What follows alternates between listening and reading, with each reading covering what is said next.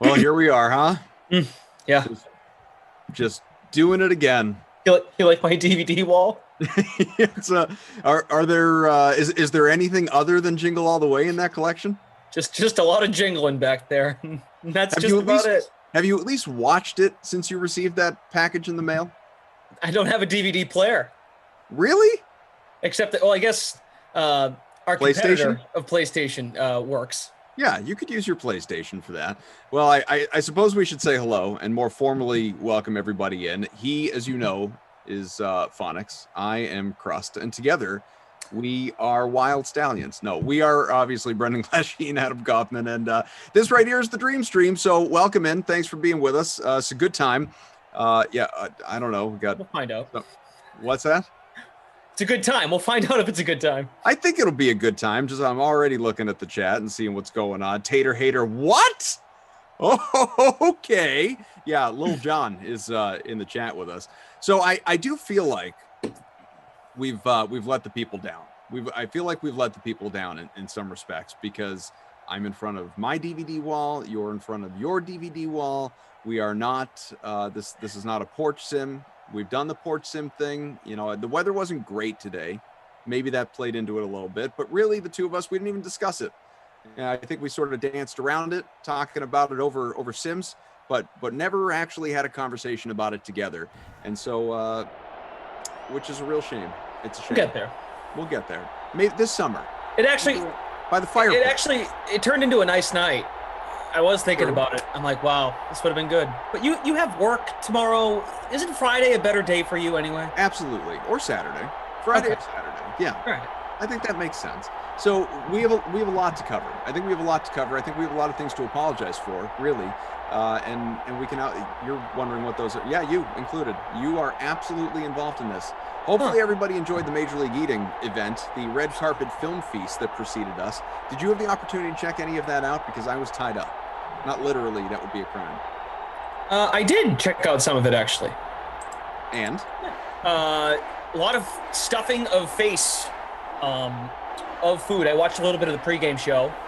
So I saw Jesse, saw Emerson, saw some of the interviews they did with some of the competitors. It really is a gift to, in the digestive system, must feel painful after something like that. But I can't imagine. It was intense, very intense, and good little showing here in the chat. I was impressed.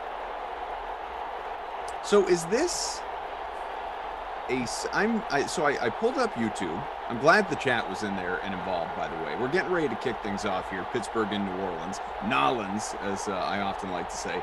Is this a new Dream Stream link from what we had earlier? Or is this the same one that's been around all day? I asked that question because the like total... It's new, Adam. That's not a day's worth. It's new? Okay. It's a fresh link. Well, in that case, what's with the 7 thumbs down already? Where did those come from? Might be in honor of the movie behind me. I don't know. My 7 DVDs. You guys not into Jingle All the Way? Is that it? Beats me. We'll have to find out. We'll have to convince people to change their minds. What's your lineup look like for this contest? I'm happy to tell you, I put a lot of thought into it. Juju Smith-Schuster is my captain at about 15 points a sim, almost 13K in the captain slot, as Roethlisberger fires, completes left side for not quite a first, but a pickup of 4 yards. I also have Michael Thomas, Alvin Kamara. That was Eric Ebron on the catch. He's also in my lineup. Manny Sanders and James Washington. So balanced, 3 Steelers, 3 Saints, and no quarterbacks, you will notice. All right. Good luck to you. I played Michael Thomas in the captain. I played a lot of Saints. Breeze, Kamara, Traquan Smith, Will Lutz. Producer Jordan noted that we've had a lot of close games between these two teams. So I got a hunch. There's a base to this hunch, though. Okay. Adam. I got a hunch we could get a close game. So I wanted to captain the kicker. Put the kicker in the lineup. And then Jalen Samuels is my only Steeler. Have you ever been so bold as to captain the kicker? I've done it before. Yeah. Will Lutz is probably in that category of a guy you can captain in these sims. He's pretty good, especially at home. I don't think I've ever done it. Let's see. What do we have going on here? Daniel says, "Can you guys?" And this is really more about you than it is me, because I'm only here for the one. You're around for both sims here tonight. You're with Matt Lamarca from Madden After Dark in a couple hours. Daniel says, "Can you guys beat the like total of 3 morning sims?" Morning for him, obviously early afternoon for us East Coasters. Oof, Ebron tripped up. So close.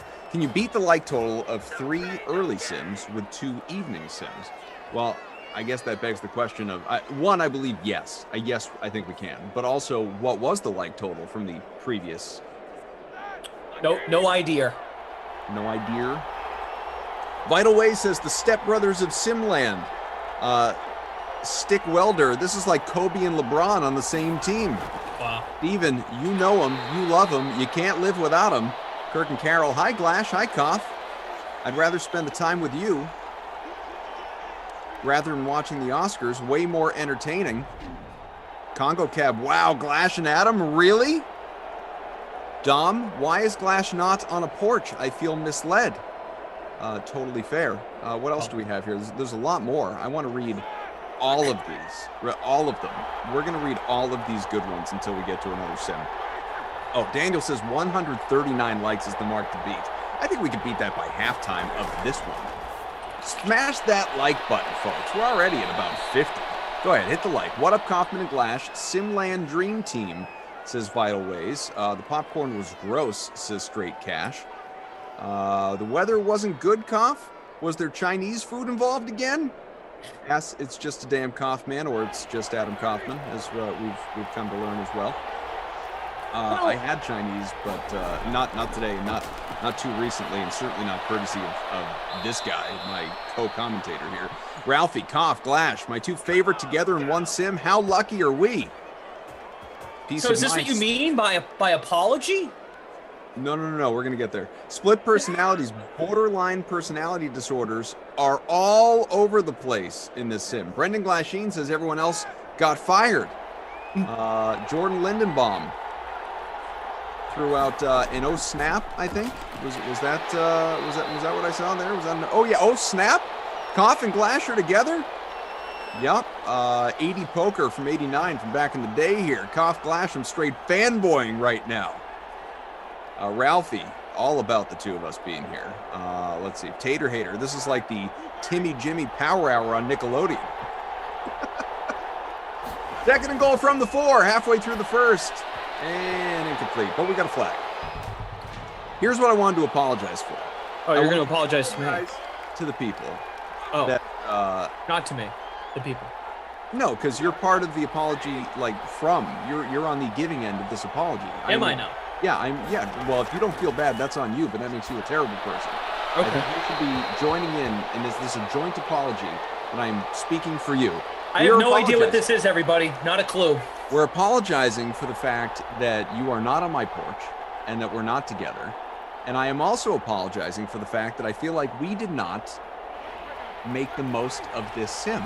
The 2 of us being together for what? If we're removing our TikTok friend there from the event that we did, obviously, and we're just talking about the 2 of us. Is this the 3rd time we've been together, or only the 2nd? Oh, you're talking about J-Dub from Twitch. Yeah, correct. Just the 3rd time, I think, that the 2 of us strictly have been together. So Second time. Yeah, porch and this. All right, so this is an even bigger deal. So the apology is that much bigger. I am apologizing not only for the fact that we're not together, and I by the way, I would have. You know why I would have loved the porch sim? Not because we would have been together, which I long to spend time with you. I just want to put all my feelings out there into the world. Just want to speak them into existence. But also because I wasn't on the schedule for Madden After Dark because I did a sim earlier. So you could have done the sim with Lamarca, and I could have just sat on my porch watching. I could have like eaten floor candy and I could have just enjoyed the show. I could have just like pulled up a seat and all right, I heckled you. Talked about how much Oh, there's a great energy in the porch. You know how much fun we're having together. Oh, live buzzword. Let's go. 10:59. What are we going to say? Oh, I could have had the time of my life watching you not being part of the broadcast myself. That would have been unbelievable. But the other apology is because there's more. Well, to the second half of it. The other half. Second half? Yeah. I mean, the first half is that we're not together. How much longer is this going to take? At least 3 more quarters. And the second half is that even though we're not together, like we're fresh on the heels of this MLE event. How are the two of us not having like a wing eating contest at halftime or something? I feel like we've blown it for the people. I'm done. Sounds like you had a lot of thought. That you had some ideas churning in your head throughout the week. A text would have worked. I've been busy. But don't I get some credit for at least thinking about it? Yeah, we'll get there. I think this is good though. No, I think everyone's caught off guard, which I like. Yeah, we didn't do a great job of really promoting it either, quite frankly. I mean, we've known about it for at least a week. True. Well, Jordan says you definitely didn't pass any of these ideas on to Daniel and I. I told Joe in Game Ops, to be fair. I didn't. Okay. Wait for Joe to go, what? you, sir, are a liar. The Bartlett says, can you stop saying we are not together? Are you a couple? I meant physically. Spiritually and emotionally, of course we're together. Bob Daddy says Cough and Glash, Gifford and Cosell. But who's who? Can I just say that I'm really not that sorry. It's just me, huh? I think it's just you. All right. I think this is good that we are here. And it's like, oh, you guys will do this again? Well, now it's on people's radar that this can indeed be executed. You want me to go to that porch? We'll be there when we make a plan. We need to find out if folks are actually committed to it. There's Michael Thomas. Ira says Koff should do a sim from the Glash compound. Yeah, difficult to do because, you know, I'm in an apartment complex and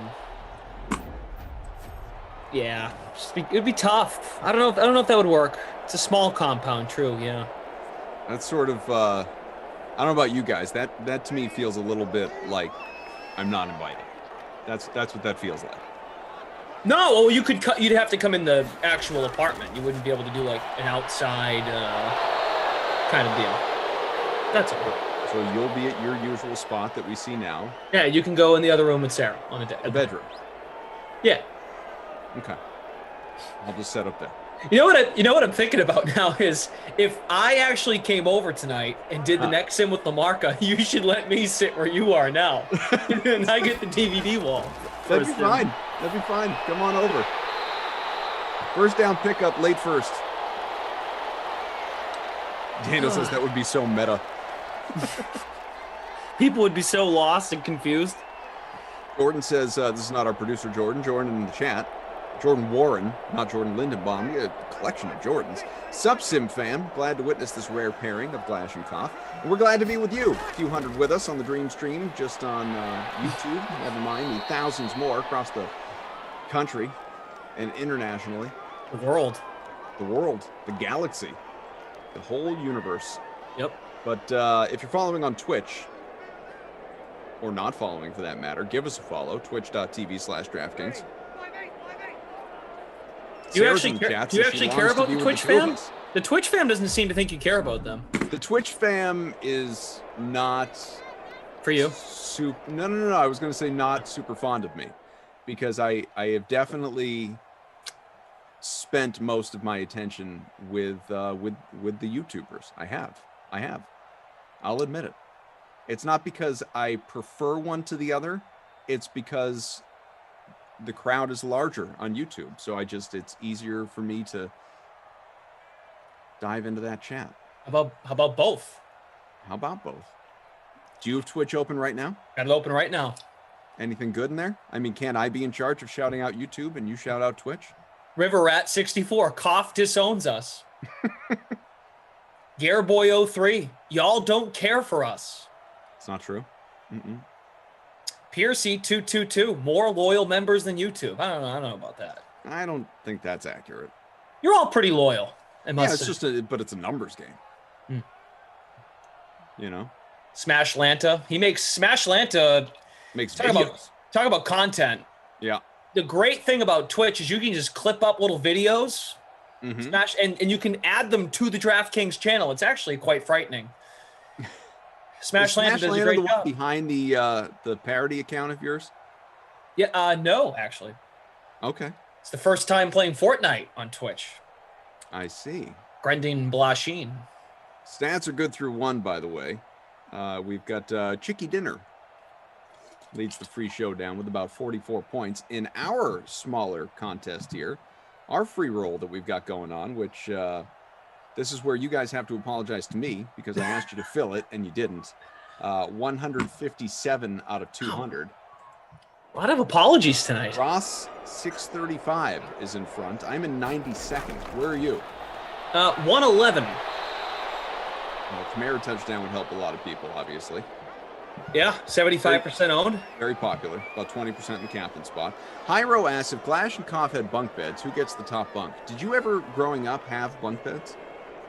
I did in college. Really? Yeah, actually, for 1 year, for 1 semester. So were you top bunk or bottom bunk? I got bottom. My larger friend thought it would be funny to get on the top. Must have really squeaked around up there when he just... Kind of terrifying. Did you go to bed every night feeling like your life was in danger? A little bit.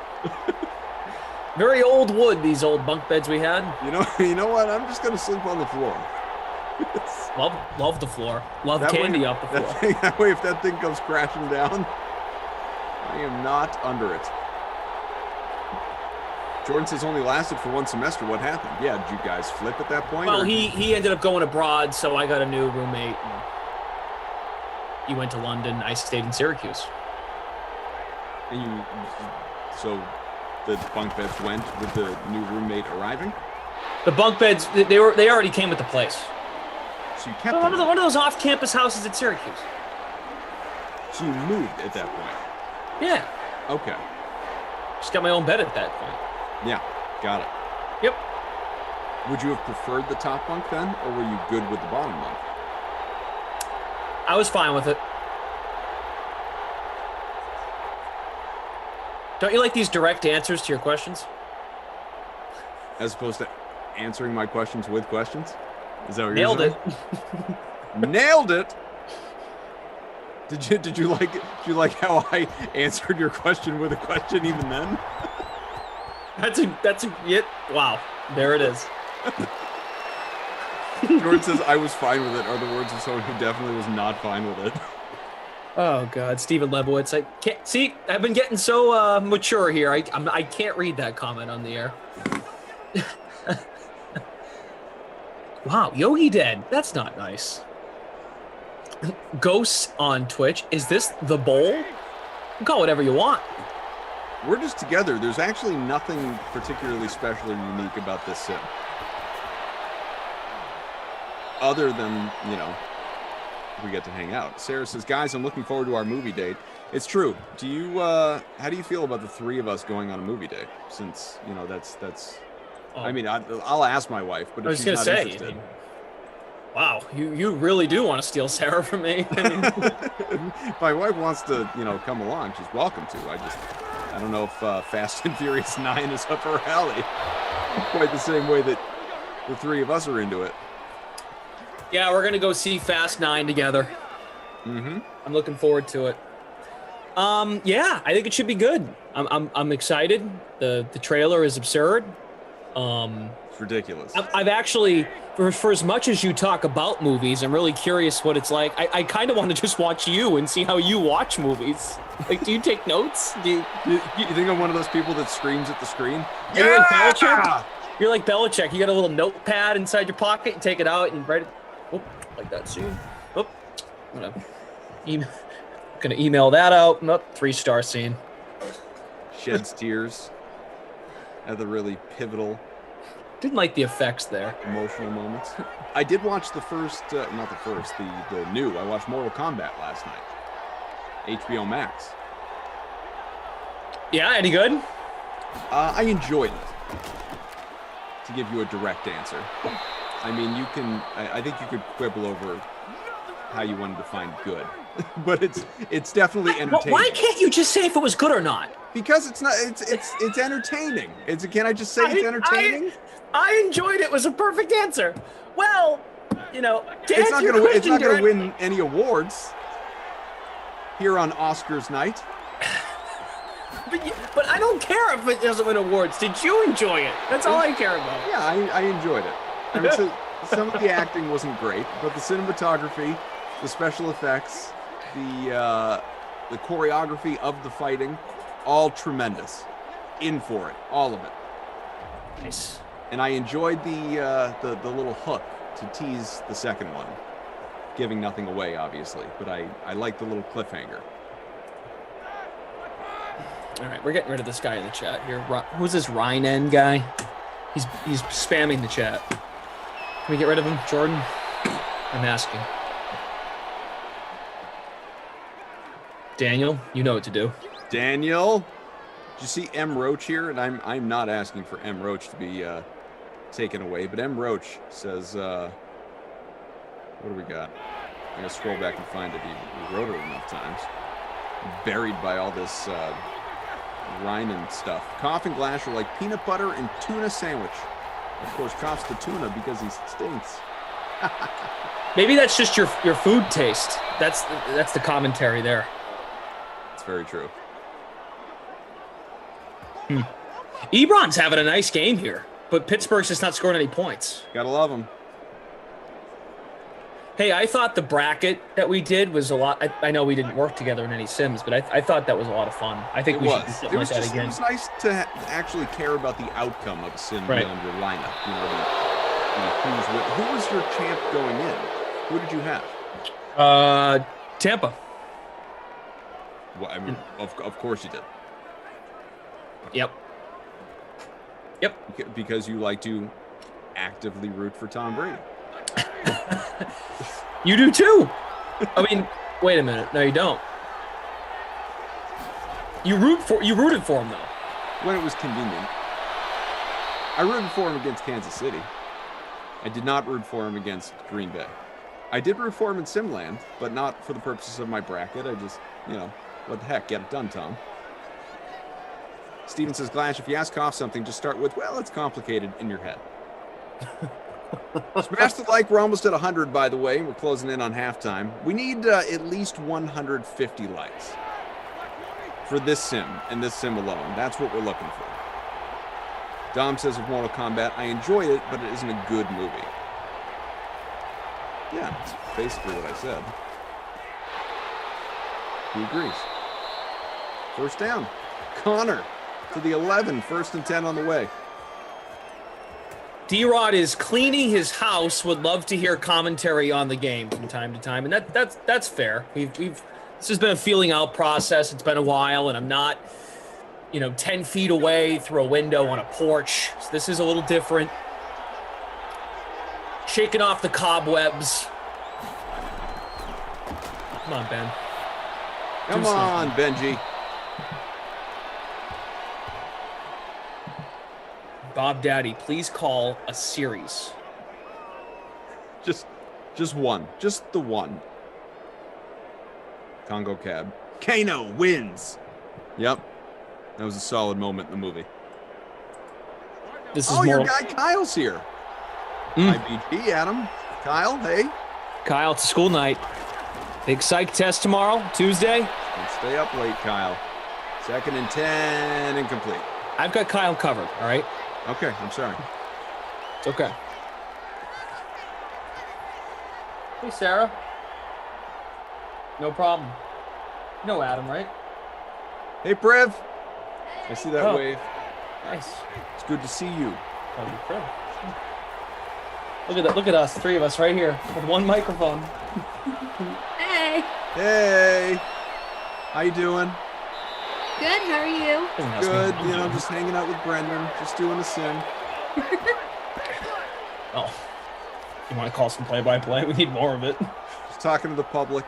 And he's waving a clipboard. Yes. I will mute. Please continue. Is this a replay? Yes. 4th and 2, and they're going You get for a it. touchdown call after the 2-minute warning. Who's the quarterback for Pittsburgh? Ben. Big Ben. Big Ben. Yeah, like in London. Yeah. Big Ben. Mm-hmm. You love Maybe London. somebody will clean his clock. Wow. Sounds Sack him. That's oh, they're not gonna go for it now. Wimps. He winds up. He kicks. Winds up. It's a snap. It's good. Woo! Woo! Woo-hoo! Bye. Wow. Oh, what a moment. What Can we buy that moment on Top Shot? You know, it's funny you bring that up. Moose and I were together. Jordan says best commentary of the night so far. Daniel says most entertaining part of the sim so far.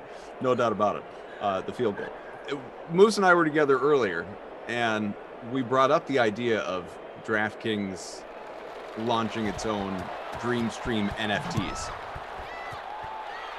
That'd be kind of cool. Like, what do you suppose the Mostert call would go for?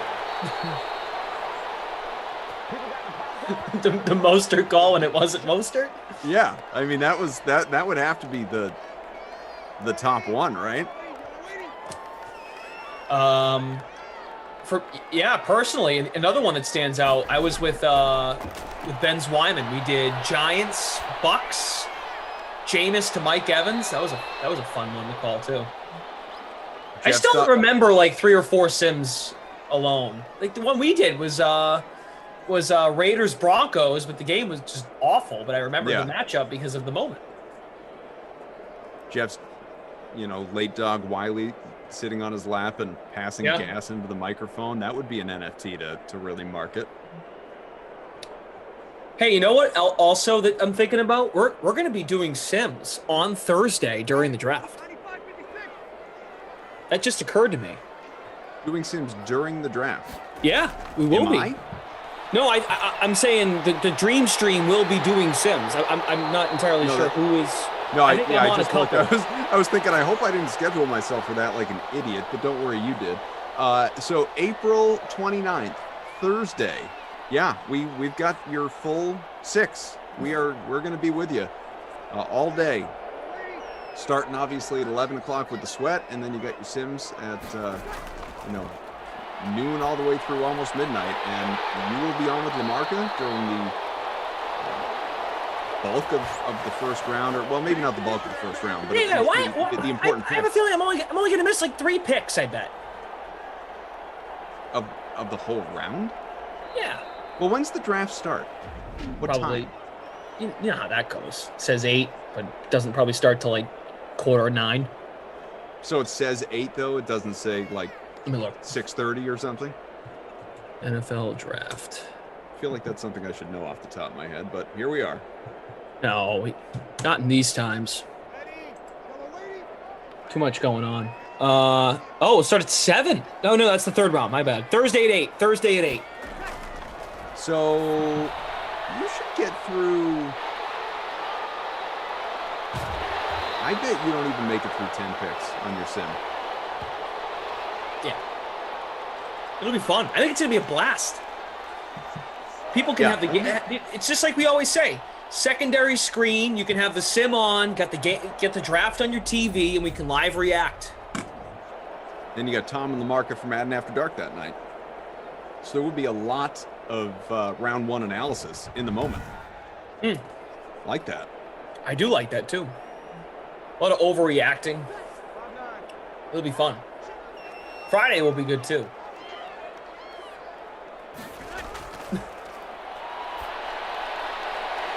What do we got?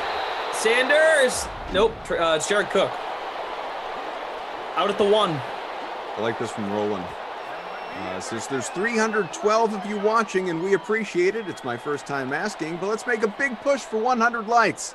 Did I get it right, or did he already say it? I I have asked for likes, but yeah, if we could get a big push to about 125, that'd be great. Appreciate you. Edward Pride, hoping to be the pride of the answer to this question right here. Because we got a touchdown. Latavius Murray. A vulture score as we near halftime. Edward says, question for Cough and Glash. Give us some of your favorite people from the chat. Who do you like to hear from?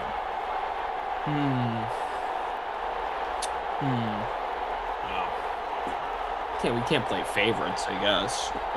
You could.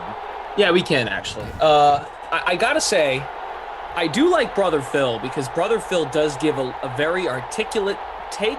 He uses a lot of the 200 characters available to him. I like to hear from Brother Phil in the chat. Obi-Wan is great because Obi-Wan hates you. So I was gonna say I like to hear from everyone other than Obi-Wan. Wow, what did you do to Obi-Wan? I'd love to know. Are you no longer in on destroying the Sith? Is that why? Apparently. Wow. Who else? Say dirty T. Some refer to Twitch as the Harvard of the DK Sim fan. That's good. I mean, Mr. Hawk and Lindenbaum are they're fun. Are regulars. I can appreciate a good regular. No question about it.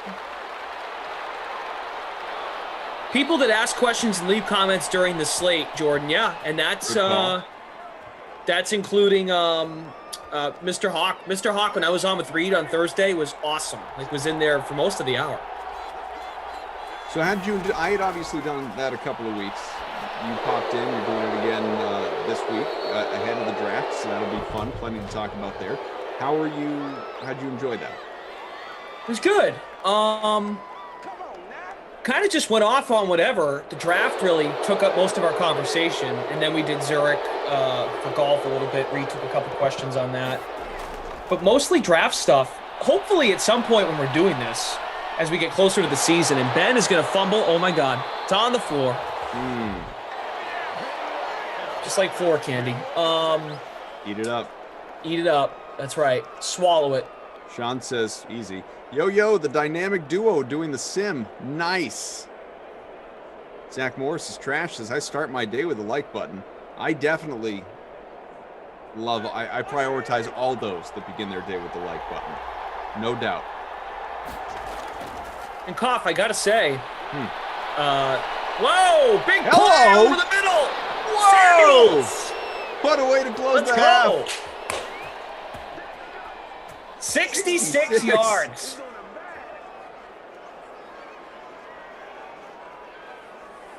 Now, we never get execution like that at the end of the half. From that far back? Love that. Absolutely love it. Wide open. Like no one was near him. That was on 2nd and 23.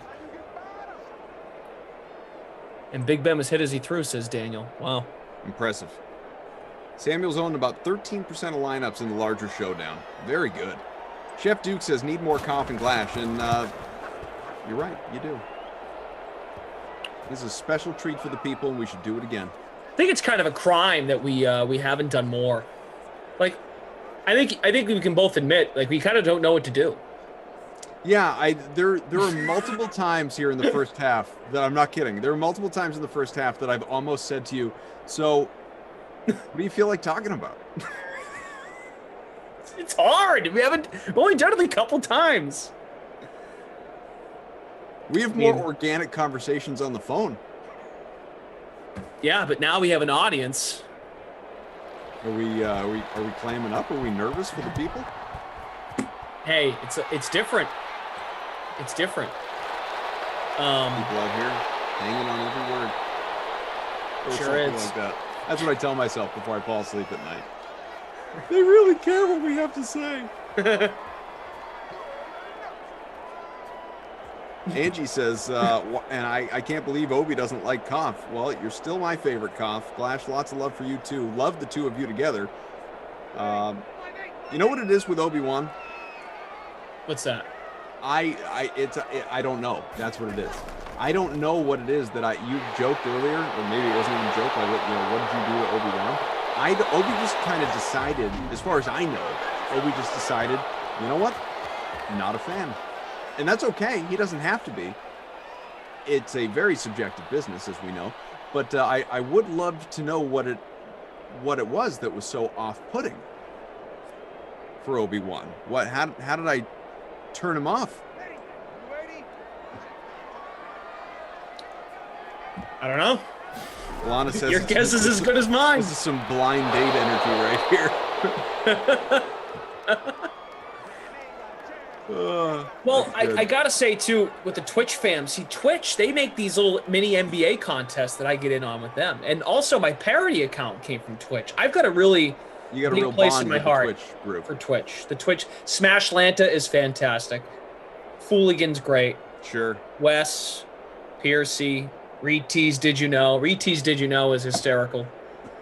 So I didn't realize that you were doing additional Twitch NBA contests. Yeah. Good on you. Just like 10 of us. Usually, right? It's like 10 of us. I'm in one tonight. I'll tell you who's in it right now. Is that how you're building up the bankroll? Kind of. Going after the Twitch fam? So Fooligan's in it. Ernest. Dink. 2. And there's Piercy. So 6 of us tonight. Nice. They send it. Fooligan's the one who sends it out. Yeah. It's titled Dislikes for Ducey every day. So. Oh, I like that. Yeah, it's got a rain to it. Yesterday was a good day, but generally speaking, it's been a very cold week in the NBA for me. So for anyone that sent me contests for today, by the way, I didn't, because I did see a few that came through. I wasn't just not playing you or something like that. I did not make a lineup tonight. If I had, I would have happily accepted. I don't even have to get in the chat and say that. I didn't even get an invite tonight. I was surprised. It was like 6:45. I'm like, yeah, nothing from DK A. Kaufman. Nope, didn't happen. My night felt kind of naked, honestly. I'm like, this. Typically, I get this text. I was bored. You know what? Not even borderline. I was shocked. I really was. I got tied up at my 6-year-old soccer. And then I had to record my Celtics podcast, and the day got away from me, and it was like, I don't think I have time to make a lineup tonight. The soccer season just started, right? Yes, just started, well, for my 6-year-old today, for my 8-year-old last week. So, and baseball season has just begun as well. Wow. Weekends are going to start to really become a thing here. Right? Like baseball / t-ball in the morning, soccer in the afternoon. Both days. This is where we take all your money. Let's all everyone play golf. He's not going to have enough time to research. Yeah, it's gonna be quite a grind. Quite a grind on the schedule. This is the time to get him. Let's see. Fooligan is winning our. Hey, I'm not trying to send contest. people after Obi-Wan in the chat, by the way. If Obi doesn't want to explain himself, that's on him. Yeah. It's all right. Oh, Fooligan says we've invited Koff 4 times to the Dislikes for Ducey NBA Twitch contest. Would you like to apologize for that? If I don't get, so I get the notifications as you do, and anyone does, for the head-to-head challenges that specifically say, like, so-and-so has challenged you. And I'm not kidding. My eyes go to the word challenge. And if I see a notification that doesn't have the word challenge in it, I usually don't even read it. So if it says invite, because if it just says invited, I assume that's any old contest that the Sim Fam has created or you've created or any of the commentators for any sim or anything, any event. I didn't know there's something special about this Dislikes for Ducey contest, but maybe I'm going to have to keep a closer eye on it. Yeah, it's only, let me check it out real quick. It's only $1 to enter. Okay. And it pays out the top 3. So there's not much of a profit, but it's fun. It's just a little, more camaraderie, more bonding. Absolutely. I'll jump in. Getting to know these people. Yeah, now I will look for it. So do you all chat with each other within the app as well? Oh, no. You're not getting to know each other. You're just playing. No, but in the Twitch chat, I feel closer and more connected to the 57 Twitch people, in which 6 people played the contest, including me. What is going on with the chat? Is everything good? Did everyone have a good weekend? You're not making me anything, says Obi-Wan. Oh, Obi-Wan.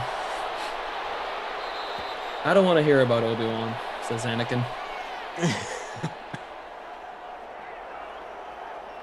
Ralphie says, you're going to see Fast 9. Which part is your favorite? As in which? Like probably which volume? Which Fast movie? Yeah, I like 5. Big turning point movie. Yeah, big fan of 5. I don't know if I have a singular favorite. It might be 5 if I did, though. I'd have to actually put a little thought into that.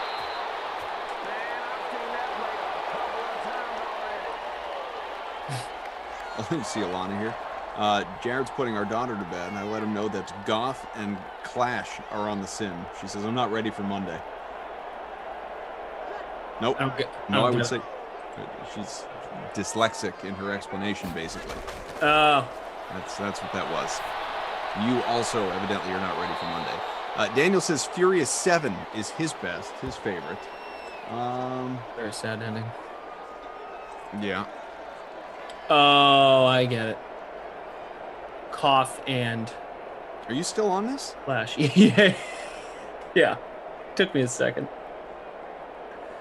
Bruce says it's really nice to see you guys together. It should be this way more often. At least Glash will have a chance to talk. Certain others talk too much.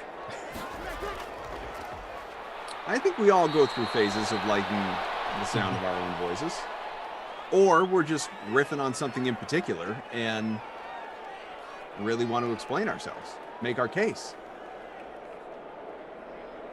Love the use of certain others without naming names. It was well done. He's talking about Christian and Ducey. That's what he's talking about. Oh, BK can go on his tangents too. Oh, and BK, yeah. Absolutely. That's BK's solo radio hosting background. Yeah. You have that too. So BK has not, and I feel like I need to. I'm gonna call him. I'm gonna wait until I'm working with him again to call him out, or someone in the chat will inevitably bring it up before I'm with him again. You're just holding everyone accountable lately. Well, this isn't holding people accountable. This is just an observation. Let me look. Oh, okay. We're together tomorrow at 8 o'clock, and perfect. And perfect because he's not on before that. And neither am I. No one's gonna get to him first. I've been sending him NBA, not today, obviously, but prior to today, I'd send him, as I do you and many others, NBA contests every day for like, I don't know, a week or whatever. He hasn't. Not only has he not played, he hasn't even responded to the texts. Oh.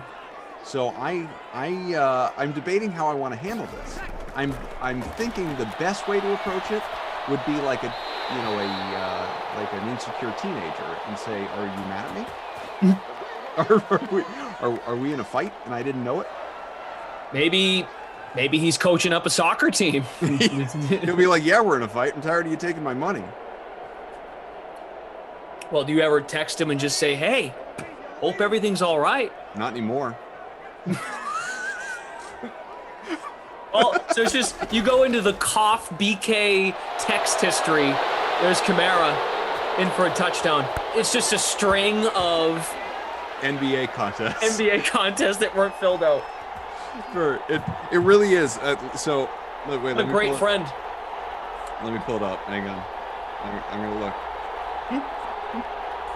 So, all right. So if you look. How about a hi? Say hi to him. So I'm going to go back to the last time that he responded. Okay. So Saturday the 17th, he responded on Friday to something I sent him.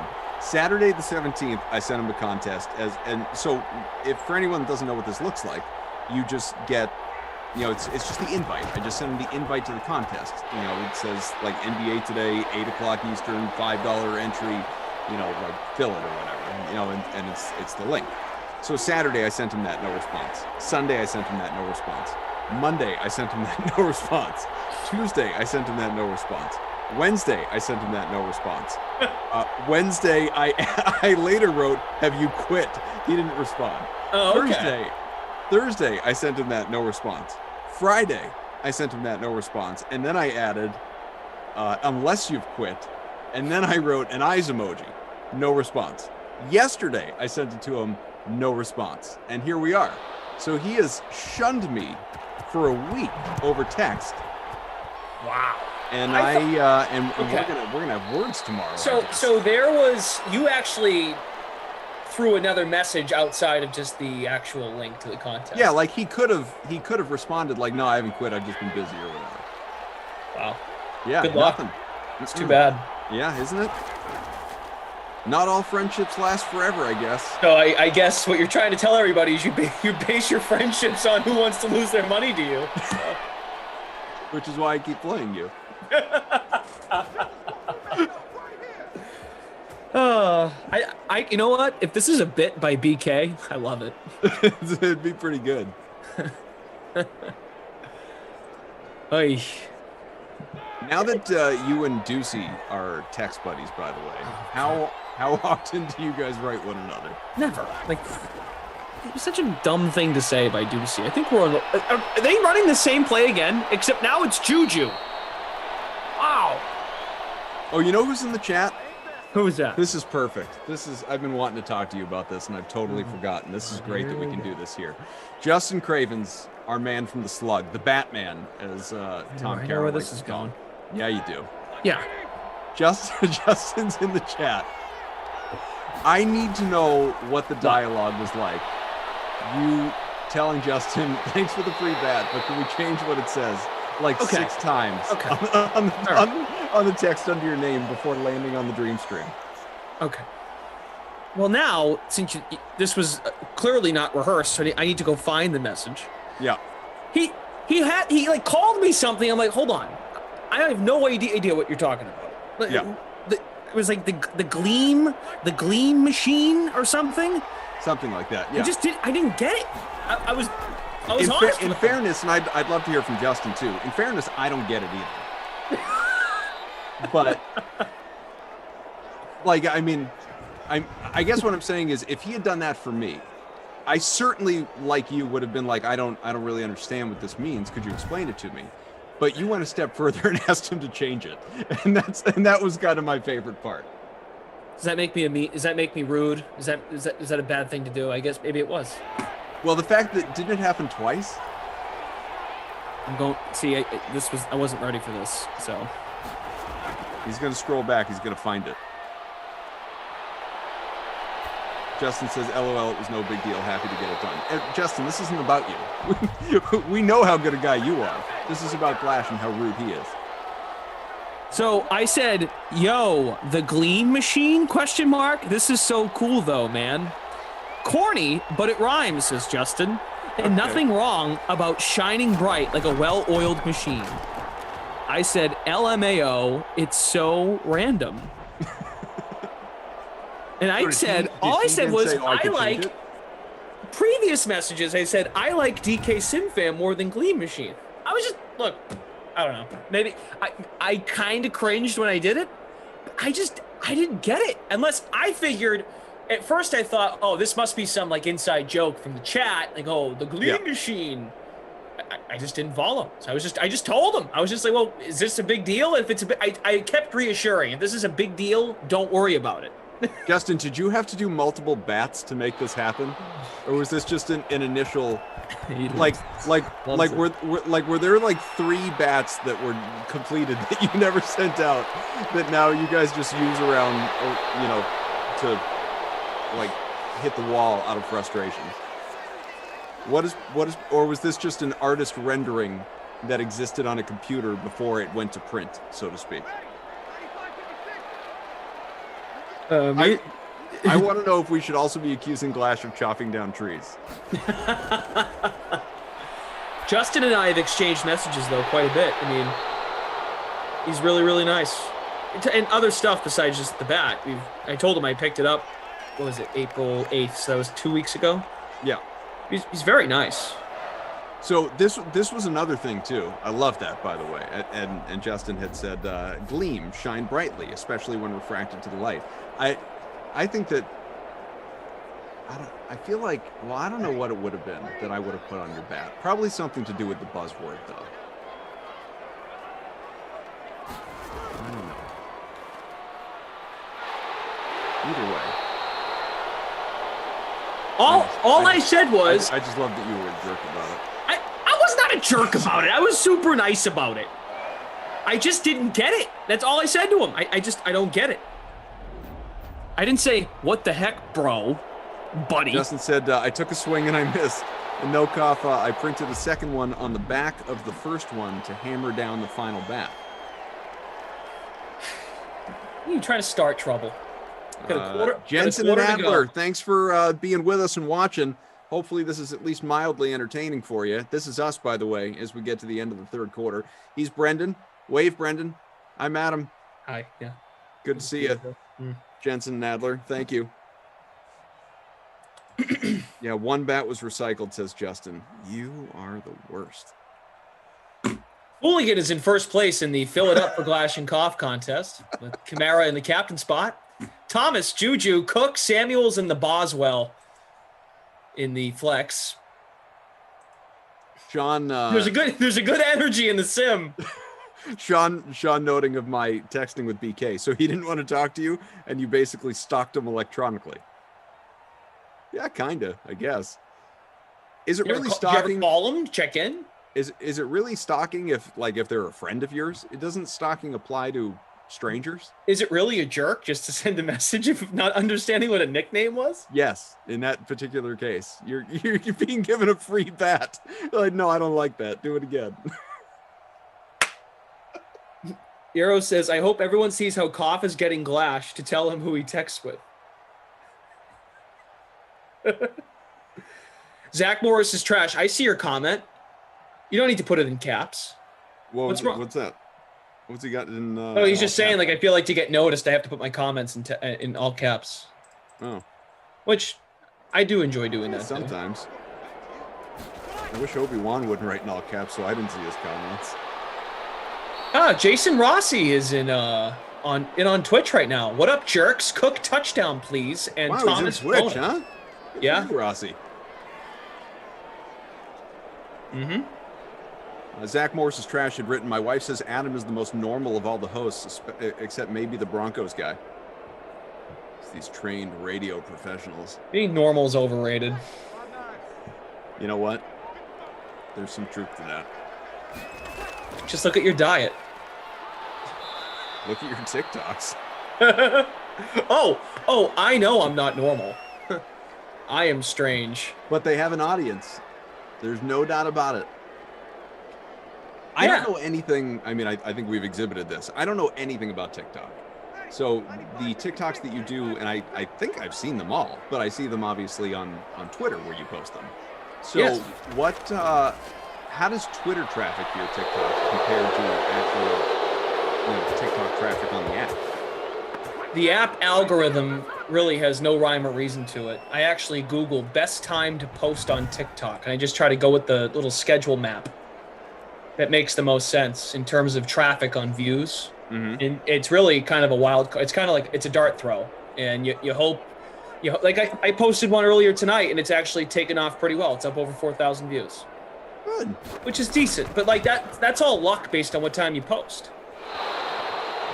But I could put like time and effort into one and it all just depends on, best time to post on TikTok, whatever time. Yeah, exactly, Daniel. There's the algorithm, there's supposed to be this whole like truth to an algorithm, but there's no way it's the case. It's all over the place. So, but I enjoy it. It's fun. I'm learning more as I go. Well, you definitely seem like you're having fun. Yeah.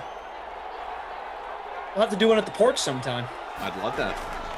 I want to be part of your TikTok. Do we do a dance one? No. No, that's not you. It's not me. It's not who I am. That's not the brand. You have a closet with clothes? Yes, I I do have a closet of clothes. I did see that you, I don't know, was this yesterday, today? You about the closest you've come to that was when you did your DK sweatshirt thing. Yeah, the sweatshirt challenge. Yeah, whatever those are. It's a big challenge. Did you actually watch it? I did watch it. Again, I've seen all of them, but I don't see them on TikTok. I see them on Twitter. Oh, okay. I've liked my fair share of them, I think. All right. Probably even given some a retweet. Do you have a top 5? I don't know that I have. Here's Ben back to throw as he thinks about that one. Incomplete. He's only 12 yards from the bonus, Adam. I don't know that I have a top 5. You know which one? For some reason, I don't even know that I would say it's my favorite, but for some reason you asked me that, and the first one that popped into my head was the Golden Girls one that you did the other day. Yeah. Thank you for being a friend. Yeah, it's kind of frightening. Yeah. Yeah, I swing and miss a lot. I had this discussion with Steve Buchanan. I said, Steve, remind me again, what's a good batting average in baseball? He's like, what does that mean? Remember, batting average is overrated in baseball now. Nobody cares. Exactly. What's a good TikTok WOBA? Yeah. I said that's how I started the conversation. Steve's like, why are you asking me this? I'm just answer the question. He's like 300. I'm like, well, there you go. If I hit 3 out of every 10 TikToks, decent. Oh, you're in the Hall of Fame. Yeah. He's like, no, you never hit. You're always You never hit.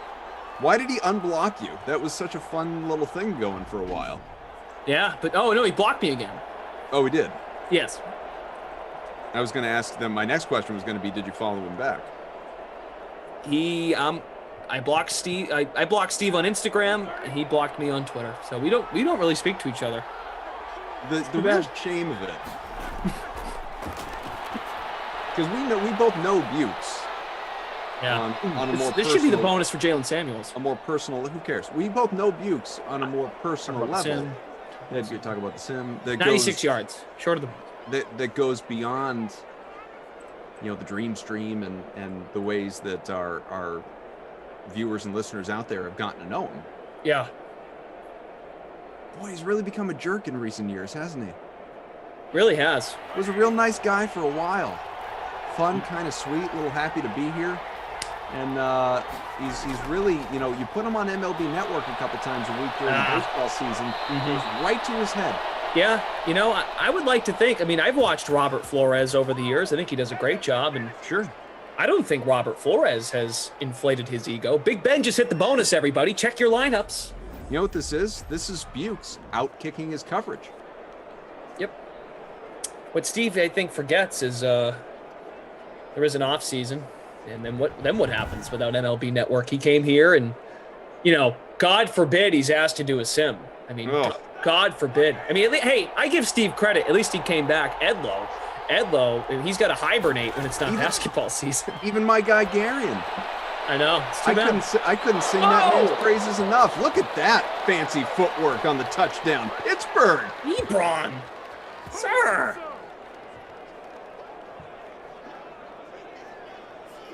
Wow. Nice catch. There's a good energy in the sim. 1-point lead, Pittsburgh. Hey, let's get to 150 likes, all right? We're at 115. One big push, huh? One big push to 150 likes before we get out of here. We'd love to have it. Booth review. I think he's got it. Alana says Koff tries to watch TikTok on his BlackBerry. Do you know, as you do know, I will occasionally put on the Sims when I'm doing my work when you're doing Madden After Dark. Yeah. And I think this was during Madden After Dark because there aren't really other times that I would listen around that.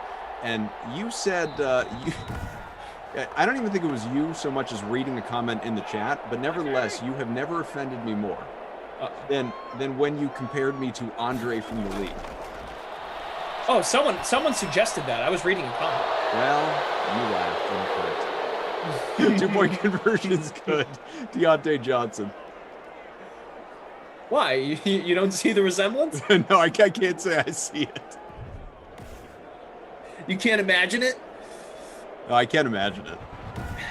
Hey, you got compared to what's his face the other day, Paul Rudd. So yeah, I that's a think good you're one. fine. That's a good comp. It all balances out. Adam says, Koff, question, is there a key stat or stats you look for or at an NBA contest? I have mine and curious. My goal is always 300. I mean, Now, hold on. Before you answer this, give a succinct answer that Adam can remember. Don't give him a minute that he will forget. Okay. Well, my goal is also always 300. I think that's everybody's goal. You know, it's a good number to go for. But as far as stats that I look at, it all comes down to availability, man. Look for the guys that are in the best spots based on the rosters that night. Big stars ruled out on a given team. It's going to open up opportunity for some of the value players to emerge. You can pay up at other spots in other games if you want to. Let those value guys go off, but you're looking for guys that return 5x value or better. You want guys to have 5 times their price point in terms of fantasy points, and that's a good night for them. That's a fire emoji night for them. You're not always going to hit it, but that's the goal. That's what you're looking for. It all comes down to opportunity. You can get more starters, the better, but that's my succinct explanation. Good. Availability. You really do have to monitor the news. I don't know, for some reason, though... It's a job. NBA DFS is a job. Yeah. I enjoy it, though. I don't know why. Oh, I love it. Well, I do know why. I like the league. I know I haven't played you in baseball yet. I haven't done a baseball lineup once. Yeah, we should do it. I haven't done it much. I've done it, I don't know, 5, maybe 10 times this season. Probably not.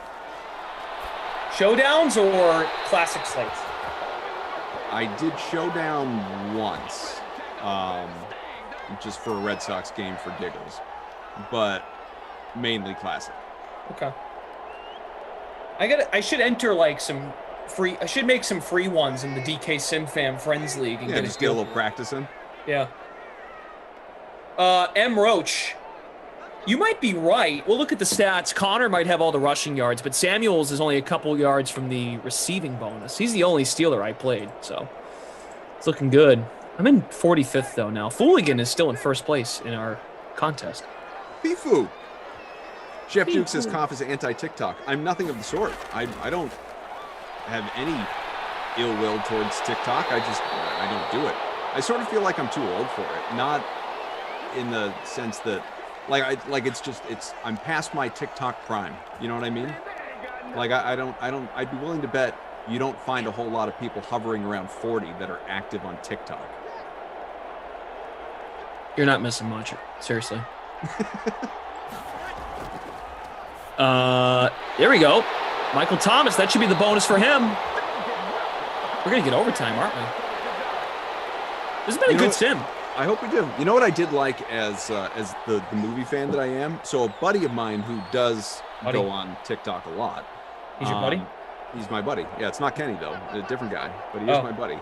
He will send me a couple times a week TikTok videos. He'll just send me the link. He's really into the I don't know how they're best described, but the way that I recognize them, they're like the split screen where you've got a movie scene or scene a duet. One half, and then the other half is people reenacting those specific things, like frame by frame, and they're putting them side by side or whatever. Yep. Those are fun. I haven't seen you do any of those yet. I think it's a duet is what you're talking about. Yeah, I mean I'll take your word for it, but that's if that fits my description, then sure. Well, maybe I'll have to send over some samples of my work. I would love to see them. Or to see if what you're talking about is what you mean. They're going to go to the end zone again? Nope, not quite. That's a first down, though. I can send you what I'm talking about from send it to me. Just from text that this guy sent me. Send me and send me a Warriors King showdown. Is that tonight, 10 o'clock? Yeah. All right, we can do that after this. Nice.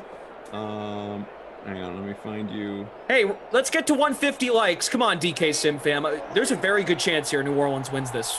They're at the 8, 2 timeouts left, first and goal. Come on, please. This Got guy him. has sent me. Got him. Whoa, what a catch! Touchdown!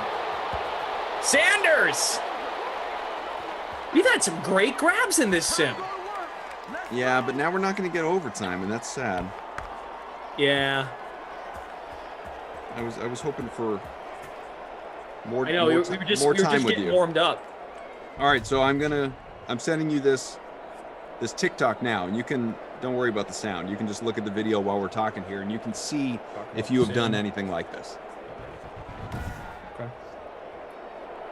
Robert says, throughout history, there have been many epic buddies. Fred had Barney, Ralph had Norton, Bert had Ernie, and Koff has Glash. Yeah, this is an effect that I can try that. Do you have any suggestions of who I can do this with? With you? Maybe? I don't know. I mean, any movies really speak to you? You have any favorites? No. Maybe a scene from Jingle All the Way, perhaps? Oh, that was a question I was going to ask you. So before you went into the office to pick up all these packages of fan mail, you sent me that our boss had sent you a picture of this array of packages, and you sent me the picture that he sent you. And I remember one of them saying that it was addressed to you, and it said Adam Lamarca. Yeah. And I think, I don't remember if I just thought this or if I said it to you, but so is that like to you and me, or is it to you and Lamarca? Yeah, Lamarca. Okay, so I was wondering what that was. What was it? See these? Are those giraffe ears? They're giraffe ears, because the night of the Super Bowl, I don't know why it was that night and why it came up. It was the big free roll we ran after the Bucks beat the Chiefs. We did a sim, and I couldn't stop laughing. Someone in the chat pointed out that Lamarca says DraftKings like Giraffe Kings. So we made giraffe the buzzword, and someone sent us giraffe ears. They wanted us to wear them on the air. All right, my follow-up question is, why were those in your hand the second I asked that question? Because I have a little prop bin right here. Okay. Ooh. You had a flag. Oh, man. Pass interference. Come on, Jenkins. Ball's at the 11. Maybe we will get overtime. Lutz has a leg. You have 9 seconds left. 8, 6, 4. Yeah, all right. Now, definitely not. Just an idea. So, I mean, it's a wishful one. I tried. Idea. Walk-off TD, says Jordan. I think so. Do you think we're going to get a touchdown here? No, I don't trust Big Ben. He's going to take a sack. I'm going to say yeah. Let's 5 go, wide. Sarah's guy, Big Ben. Oh! Get there! Touchdown! My captain, Juju Smith-Schuster. If only I had the stack with Big Ben. Is that enough to get him to the bonus? How far out were they? Yeah, he was only a couple yards away. That's the bonus. No, he needed 15. You sure? Yeah, he's sitting at 98 now. No, Ben's got it. I think you're talking about... No, I'm talking about Juju. Oh, Juju, yeah. No, you're right, yes. That did move me into the top 15, which is exciting. That's... Paw Sox in front right now. Just a couple Boston guys with Paw Sox sitting in the lead. Go Woo Sox! In what style? Oh, no, wait. Now Jimmy B has moved in front. Hey, Jimmy B. Jimmy B. Is everybody having fun? Everybody having a good time? I'm good just sim, curious. man. I just want to, is this the thing that you enjoy, Glash and I being together? We like it, but we don't want to just presume we know what you like. Because if you are, hopefully we could do it a little more often. We should try and nail down a time and day and just do it the same time every week. every week might be too much. Once a week? We You do don't think Wild that- Weather Wednesday every week and people still come back. Yeah, but they complain about it. There is such a thing as too much of a good thing. Yeah, Daniel says once a month. That might be better. A month's too long. Well, you know, we can still talk independent of the sim if you really miss me. I don't know. I mean, I learned a lot in this sim. I found out that if I don't respond to a contest, you might befriend me. No, befriend means I mean, the other way around. defriend. Defriend. I've befriended you already. Chef Duke says, good energy with Cough and Glash. Matt says, good sim. Great sim, says Ralphie. 80 poker, 100%. Love that. Pressure's on Lamarca for the next sim, says Steven. Yeah. Justin says, Cough, I like this. Cough, my excitement level to see the two of you together was like that of Soggy Bottom Boys. Oh, God. Jordan agrees once a month. Makes some sense. Okay. All right, we'll talk to producer Drew. Maybe he watched. Maybe he's got thoughts. No chance. Yeah. Before people maybe bounce out of here, just want to promote that we do have a contest available. Glash and Big Saxy. The Cough Hangover Sim is coming up at 10 o'clock. Is that what you called it? I like that. Cough Hangover. Maybe I'll make a lineup. All right. Will be fun. Not as fun as this, but we'll have fun. That was good. We kind of found our rhythm there by the second half. I was being dead serious earlier when I said that obviously it didn't have to be tonight, but just in general, the idea of and like you brought up, a Friday, Saturday would definitely be best. But you do like us doing an 8 o'clock sim and then you just hanging out to do a 10 o'clock on my porch while I'm just sitting there watching and cheering and doing live commentary from, you know, from the deck seats or whatever. That would be great. I'm in on that. That's actually a great idea. Wow. Well, Yeah. we'll get around to it for sure. Mm-hmm. Yeah. We will.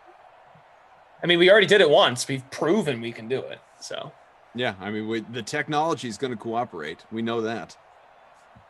It's true. All right. What do we want to do for awards? Well, A lot of good choices here. probably give them out. I think that's what we should do with them. So let's All right. see. I would, and feel free to tell me if you disagree. All right. I'd probably nominate Ben for Krusty Cough Player of the Game. He went for 30 plus in the flex. That's right. Your 30% restaurant. owned, How's that going? 3% captained.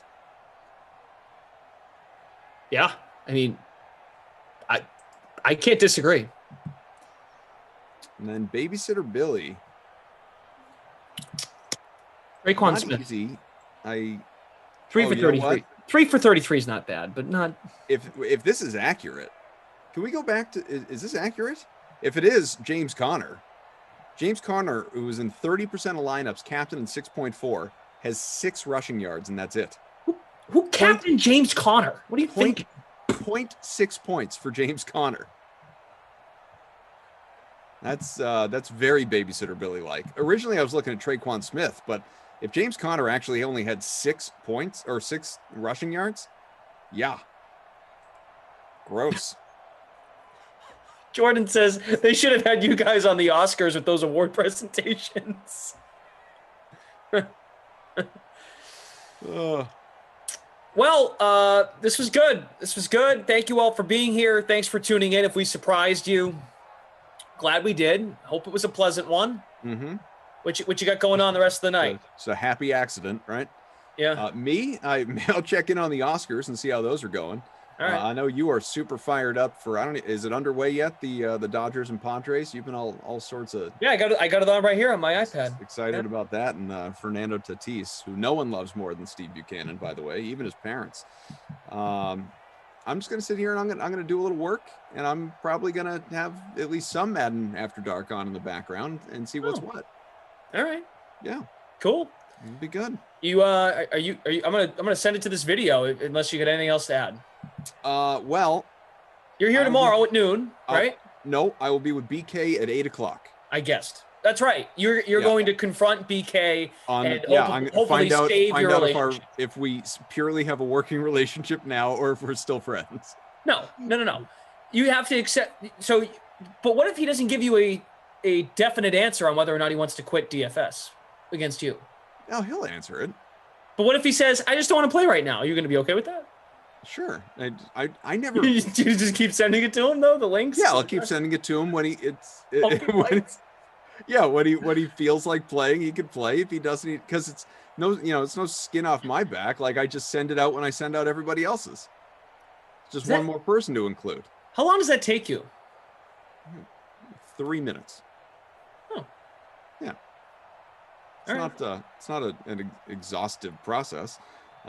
You'll be back for a couple more tomorrow, but obviously one more tonight, so you're not done. But yeah, to me, me and BK, 8:00 tomorrow, Packers, Broncos, and that's all I got for tomorrow. Okay. Yeah. We'll catch you then. I look forward to it. In the meantime, here is Graham Barfield from Fantasy Points. He joins the Ross Tucker podcast to break down this year's top running backs in the NFL draft and more. Bye, Adam. Thanks for the likes. It's time to eat. What are you hungry for? Sit down and get ready to consume an abundance of fantasy football knowledge from Ross Tucker and Joe Dolan. Feed me now. I'm starving. On the Fantasy Feast Eatin' Podcast. Yeah, let's eat, baby. It is the Fantasy Feast Eatin' Podcast presented by DraftKings, and we are just 8 days away from the 2021 NFL draft. I can't wait. I get so excited. I love the draft. Like, combines all of my favorite things of college football, pro football, picking players, all of that stuff. And that's exactly what we're going to get into today. In particular, talking about running backs. We've got Graham Barfield from Fantasy Points on the show. Graham has been a stud at a couple of different shops over the years. The guy invented his own metric, okay?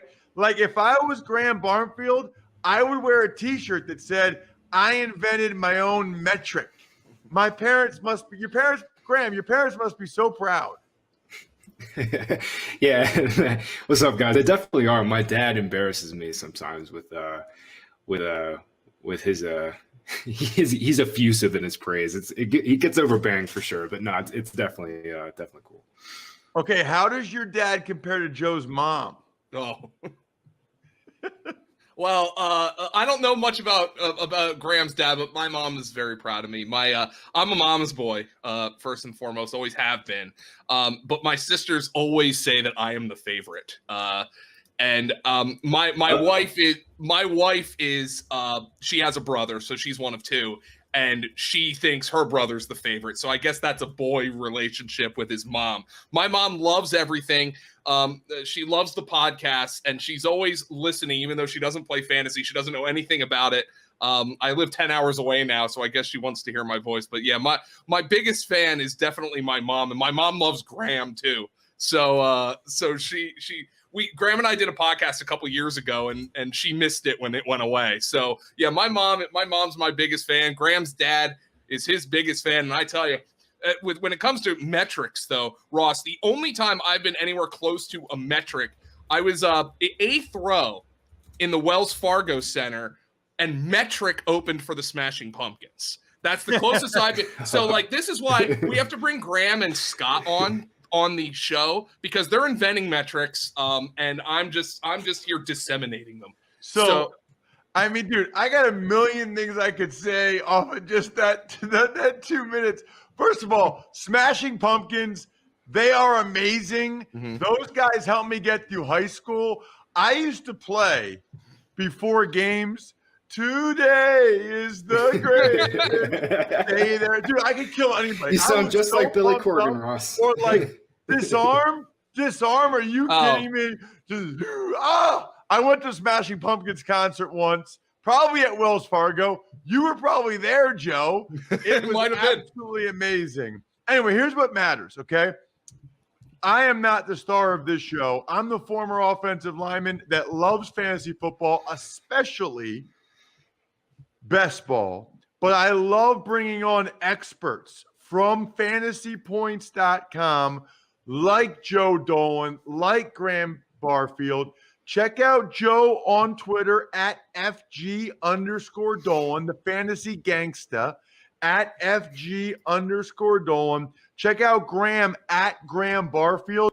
Literally just got an email before we started the show from a guy that said, I love fantasy points, but my code's not working. I thought you said Feast 21.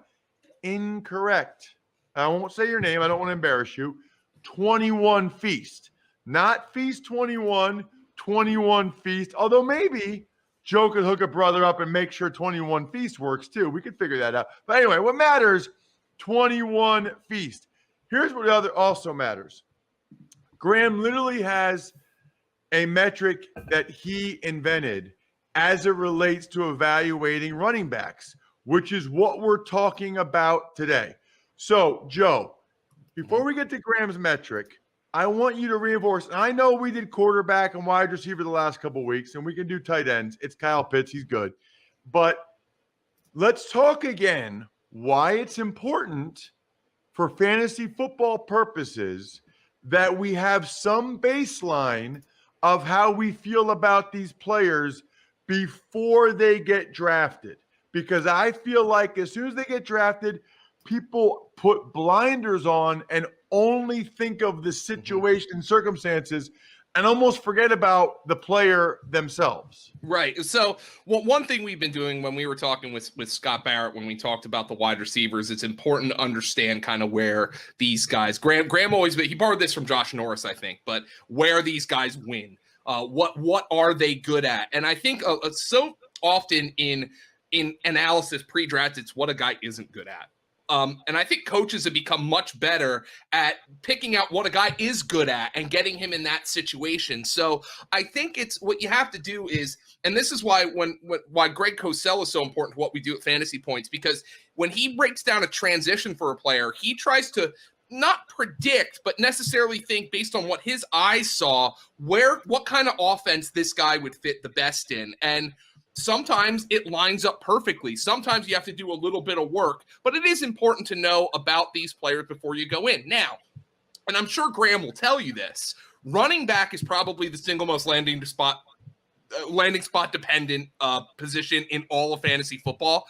It's impossible to separate where these guys go from their skill set, because certainly there might be a guy who has an inferior skill set who's in a great situation who outperforms a guy who has a superior skill set and is in a bad situation.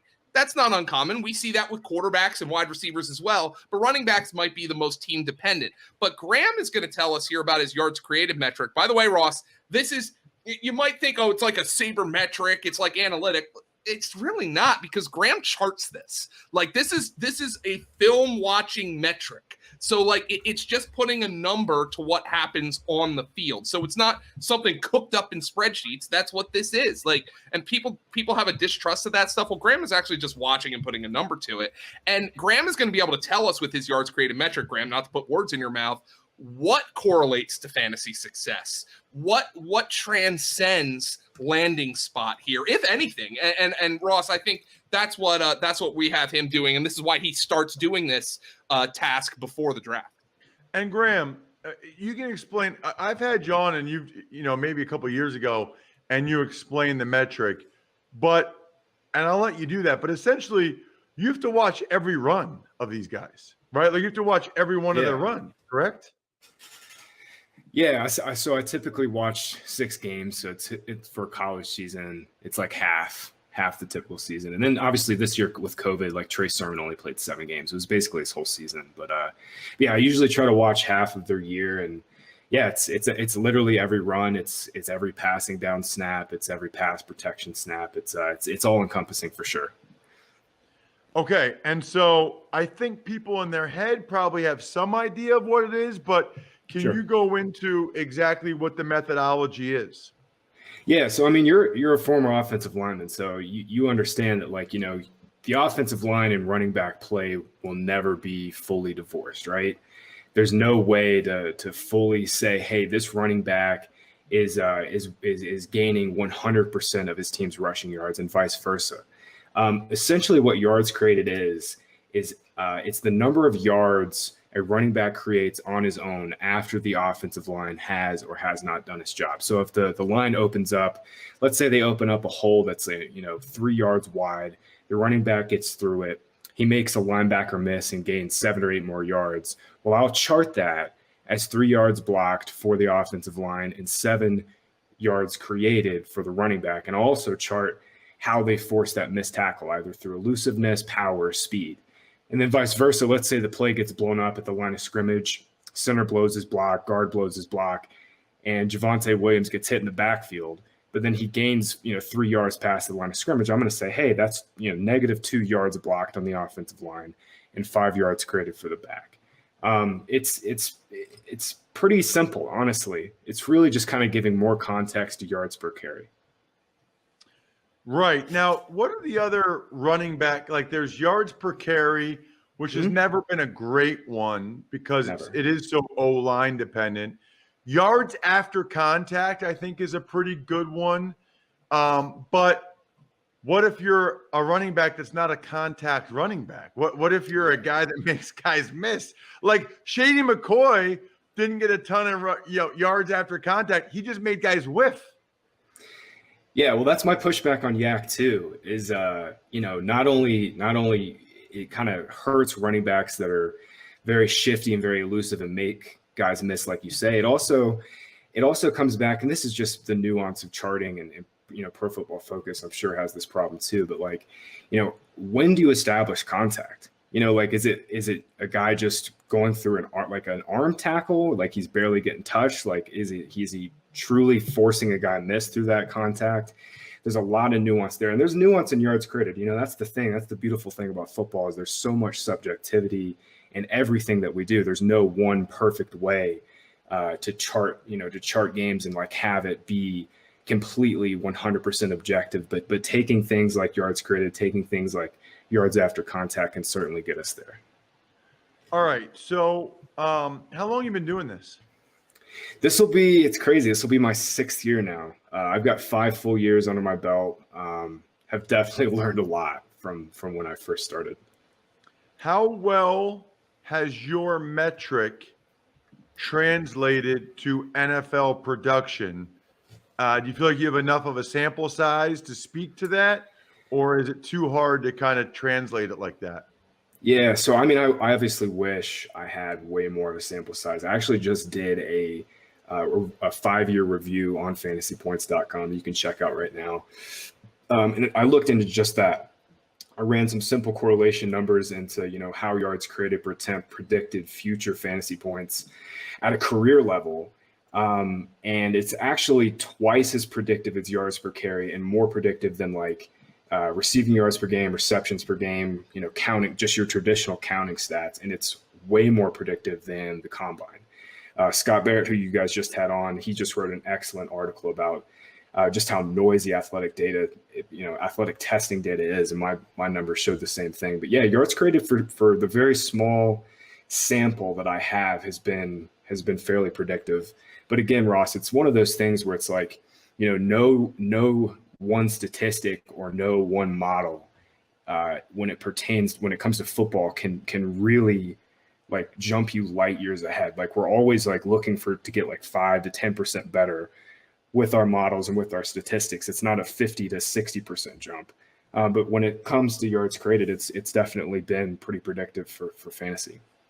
That's life though, right? I've got a couple small businesses, always trying to get a few more downloads, always trying to get, an increase number of people that order at Go Big Recruiting. I mean, that's where we're working at. Okay. So let's get into this year's draft class. And really, Joe, I want you to speak to this. It feels like typically if running backs are going to be good, they're good right away. And it feels like there's a lot of value to be had. in fantasy with rookie running backs, but Sure. you're the expert, not me. I mean, there are some examples where guys have had bad rookie seasons and have ended up having really good careers. Now, it's just a 2-year sample, but David Montgomery comes to mind recently. Yeah. Melvin Gordon had an atrocious rookie season, and he's put together a pretty solid career. As a matter of fact, I remember winning big money the year after Melvin Gordon was terrible as a rookie with the Chargers because I ended up drafting him at a discount, even though I didn't like what I saw from him.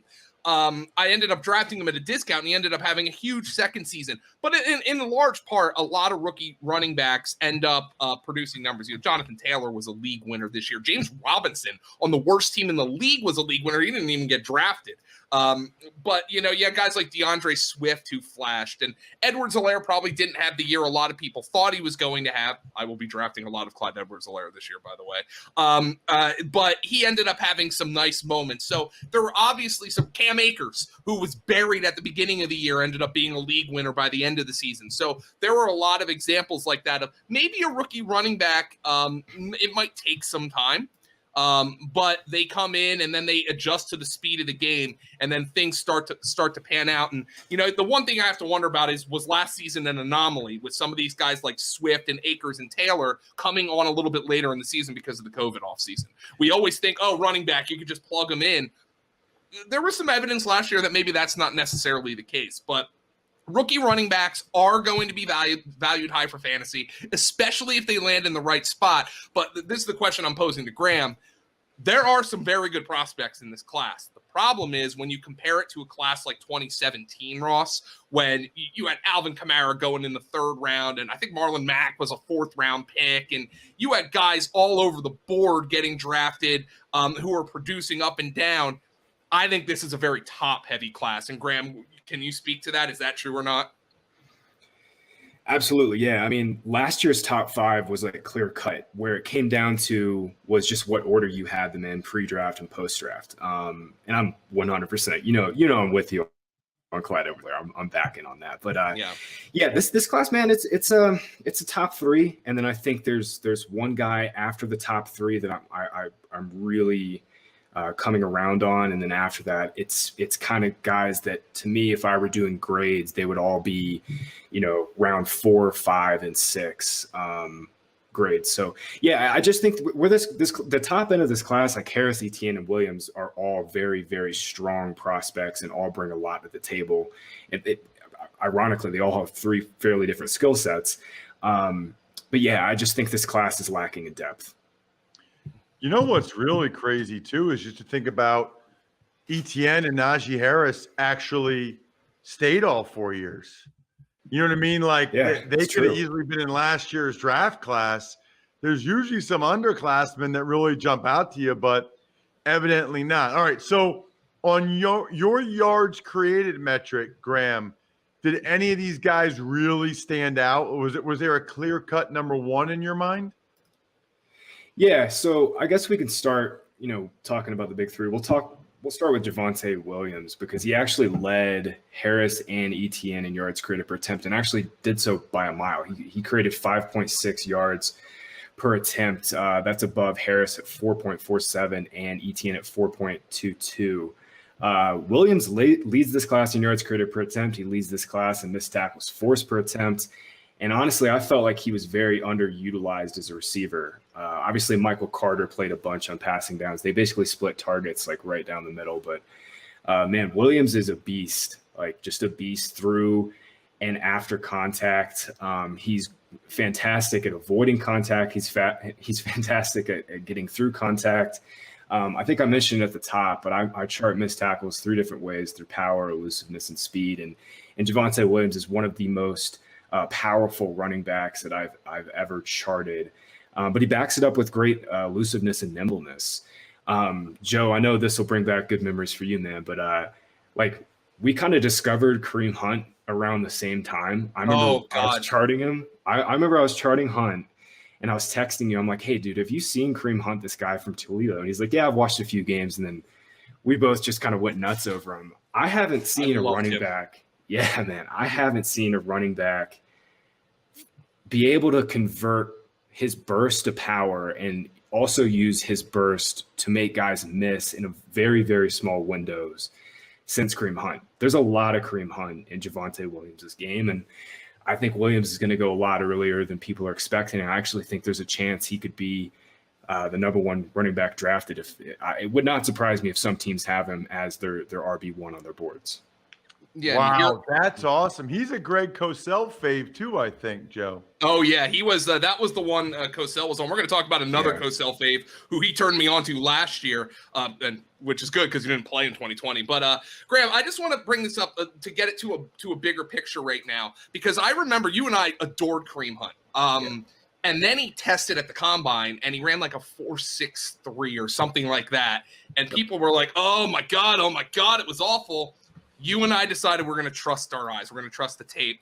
And as a matter of fact, in your 5-year yards created review, you've actually found that there is a negative correlation between 40 time and fantasy production. Like, what does that mean? It doesn't mean, like, when I put that out there, somebody was like, "Oh, so you prefer a guy to be slow?" And I'm like, no, that's not true. Yeah. It's just that, why is the 40-yard dash overrated for running backs, and what is a negative correlation? Because I don't think Javonte Williams is a burner by any stretch of the imagination. No.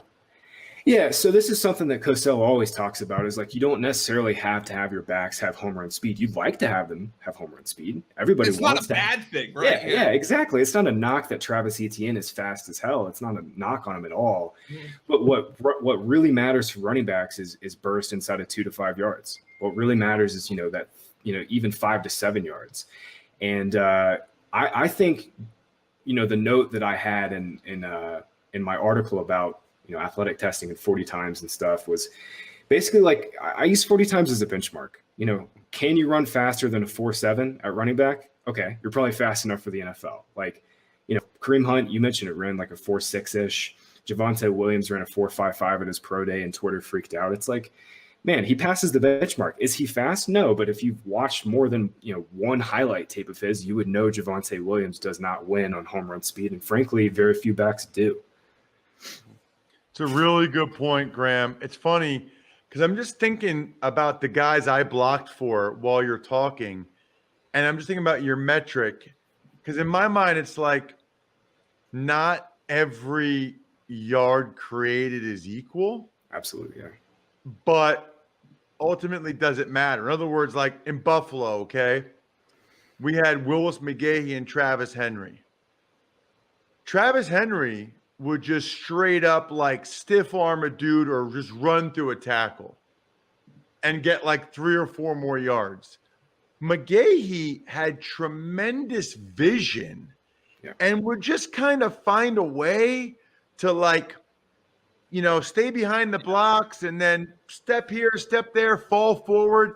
They both would get like 3 more yards that were there. Henry's looked a lot cooler. And Henry was like, you're like, holy crap.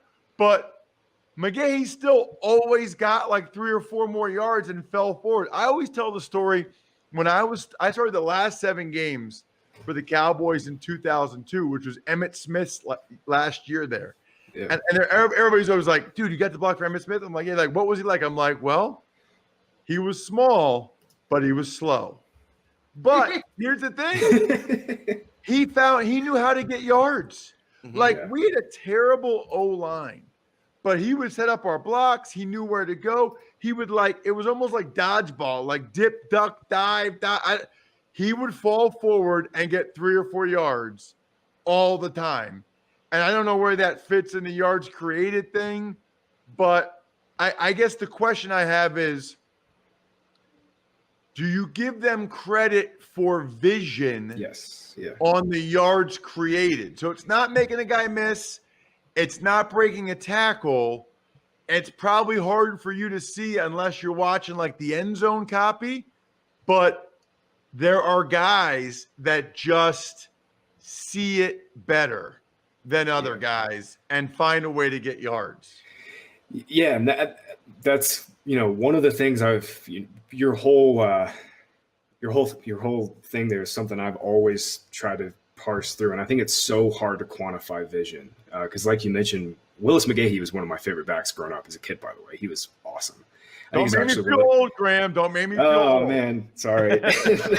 No, he was awesome. And I feel like he's one of the most underrated backs ever. But it's really tough. It's really tough to kind of quantify vision. But, I think yards created does a little bit of that. I won't say it does it perfectly by any means. It's definitely not a perfect stat. But I think it definitely speaks to and tries to quantify that vision because, like we talked about at the top is like, if you're not getting contacted, let's say you're not getting contacted most of the time because your vision is so sweet, you're going to be hurt in a stat like yards after contact all the time.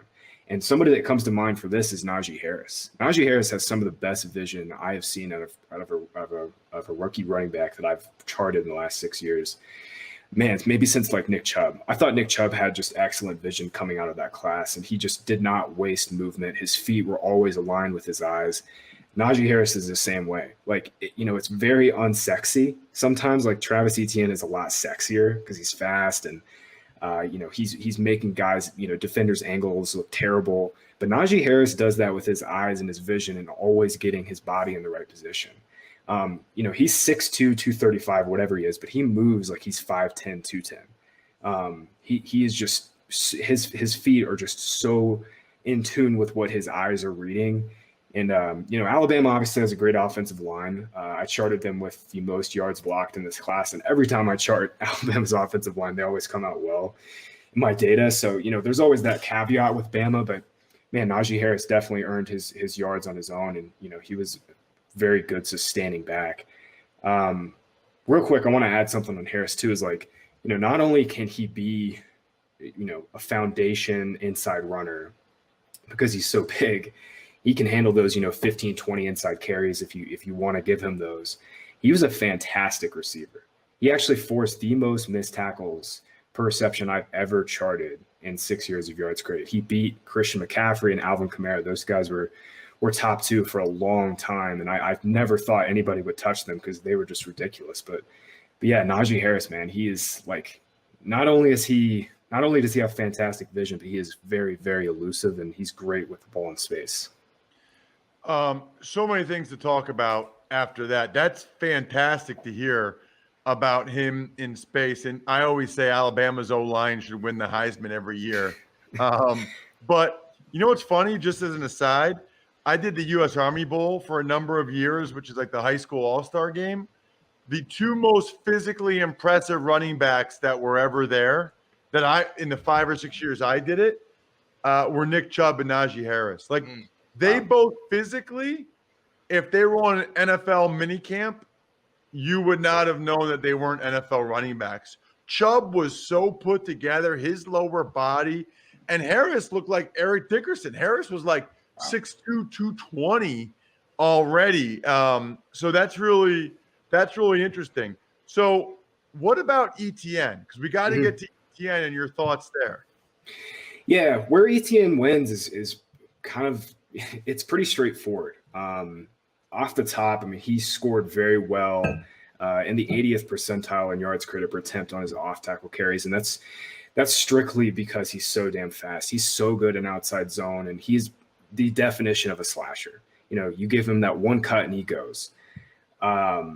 Etienne was pretty poor on inside carries, though, and I think some of that might have been Clemson's offensive line. Scott and I were talking about this a couple weeks ago. They lost a bunch of offensive linemen last year, so that could play a part in it. But yeah, Etienne is kind of – I don't want to say he's stiff. Like, he's not like just a straight line bruiser type of back, but he did not perform well at all in some of the elusiveness stuff I look into. The majority of his missed tackles came by speed, which again is not a knock on him by any means. But Etienne has been getting a lot of the comps to Alvin Kamara and Dalvin Cook coming out of college, and I kind of just don't really see those. I actually see a slightly heavier version of Chris Johnson, and for fantasy, that's that can be gangbusters. But yeah, my questions on Etienne is he a boom or bust runner, and where does he fit best? Because I think if he goes to a team like the Jets, Mike LaFleur just came from a Shanahan offense. If he goes to the Jets and gets into an outside zone scheme, that's where he needs to be. Real quick, Etienne answered all the questions about being a great pass catcher. He's second in this class in yards per route run behind Kenny Gainwell. Did pretty well in the missed tackles, forced per reception. The biggest thing, though, for ETN, and I always go back and forth on how much pass protection matters, but ETN is one of the worst pass protectors I've ever watched. I mean, he got manhandled in a few games. His technique was really poor, just did not square up well or consistently. So if there was a big knock on ETN, it would be pass protection. And I know that's something that matters to coaches.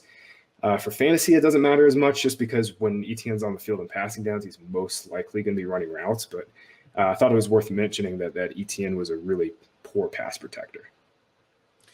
Graham, one more guy that we need to get to before we let you go, and this has obviously been awesome. Thank you for making my job easy on this podcast, by the way. The best named running back of all time, Kenneth Gainwell.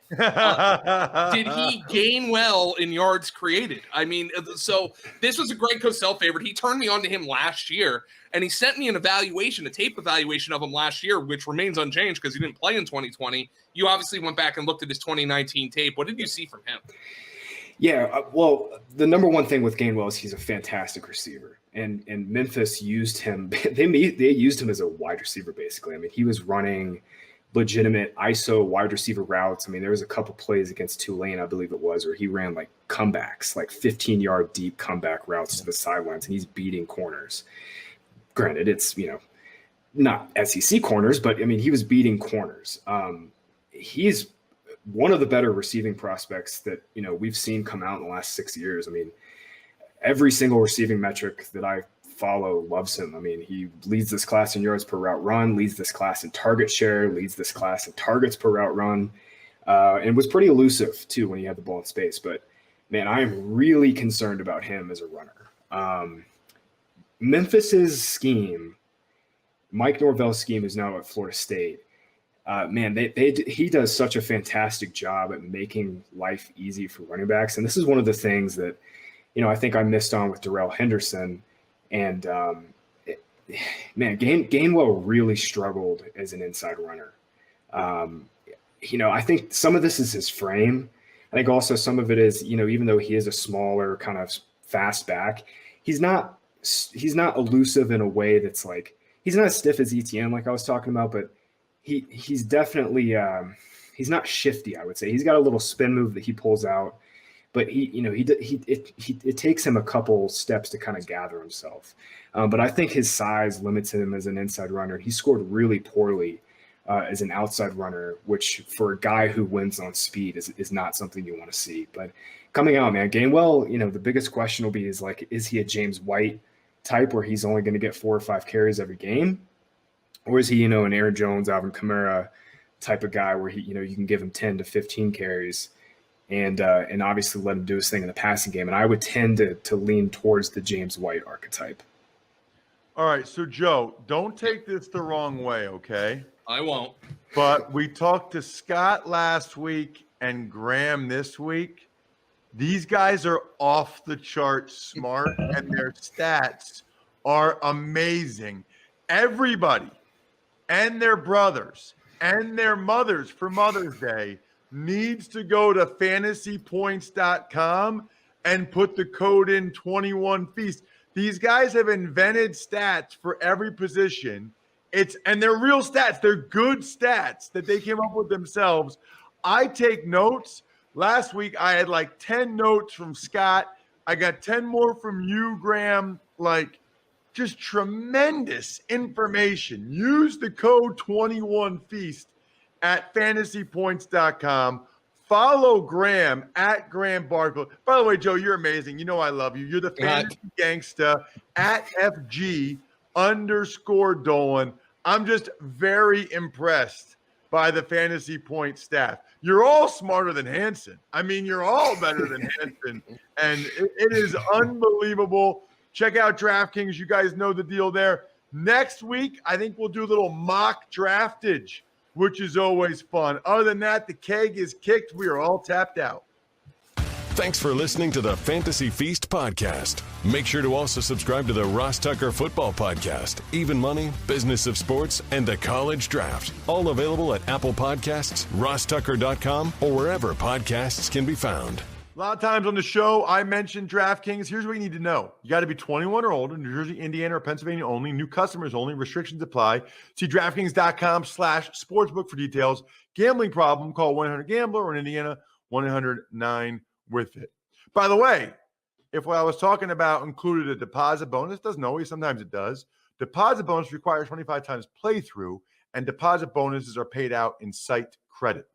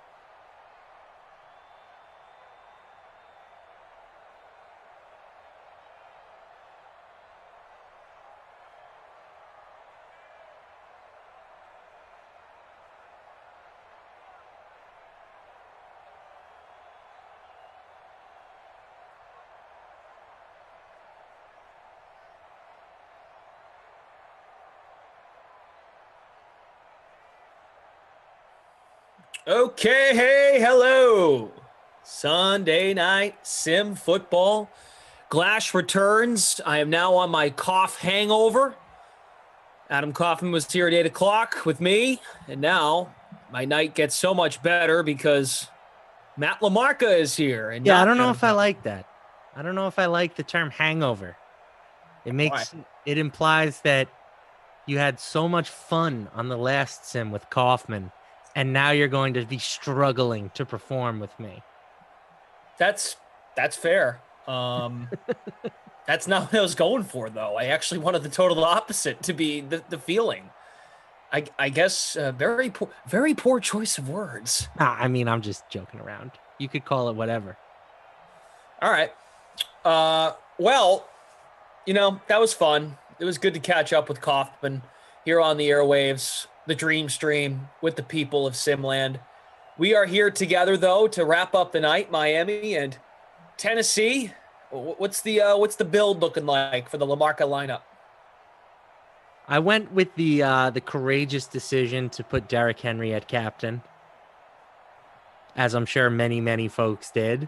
But then I went with a little Dolphin stack in the utility spot. I went Tua, Devontae Parker, Mike Gesicki, and Jeremy Grant. And then I ran it back with Steven Gostkowski. So I'm sort of playing for the big rushing performance from Henry plus the Dolphins passing game combination. That was my strategy. I've got Jeremy Grant in the captain spot. Did I say Jeremy Grant? Jakeem Grant. I might have said Jeremy Grant. Okay, because I'm like, wait a second, I'm mixing up sports. Jakeem Grant, the captain. Tua, Breida, Henry, Jonnu Smith, Adam Humphries. I don't mind it. I got a lot of guys that are involved. I'm excited. I don't love playing Tua, though. Never feel good playing Tua, but you know what? Tua averages more fantasy points per game than Ryan Fitzpatrick. Ryan Tannehill. So that's actually it's kind of surprising. It is kind of surprising, but I guess it makes sense when you factor in that Derrick Henry does the vast majority of the scoring for the Titans. Sure.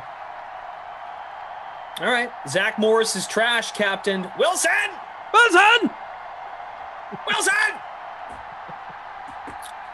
Albert Wilson, the wideout 2, who opted out last season. He did not play for the Dolphins in 2020. Mike Ament. Hi, Mike. Trevor says, let's get this 1K, family. Trevor clearly involved in the paid contest. Classic, which is great. Good luck. Good to have you with us. Scotty Too Hottie. Barry faded Derrick Henry. Okay. All right. Many men have tried. Very few come out on the other side successful. Jordan Warren, Breida in the captain spot. Henry, Tannehill, Smith, Sanders, and Grant. Okay. Trying to think the kicker, Sanders. I'm like, who's Sanders?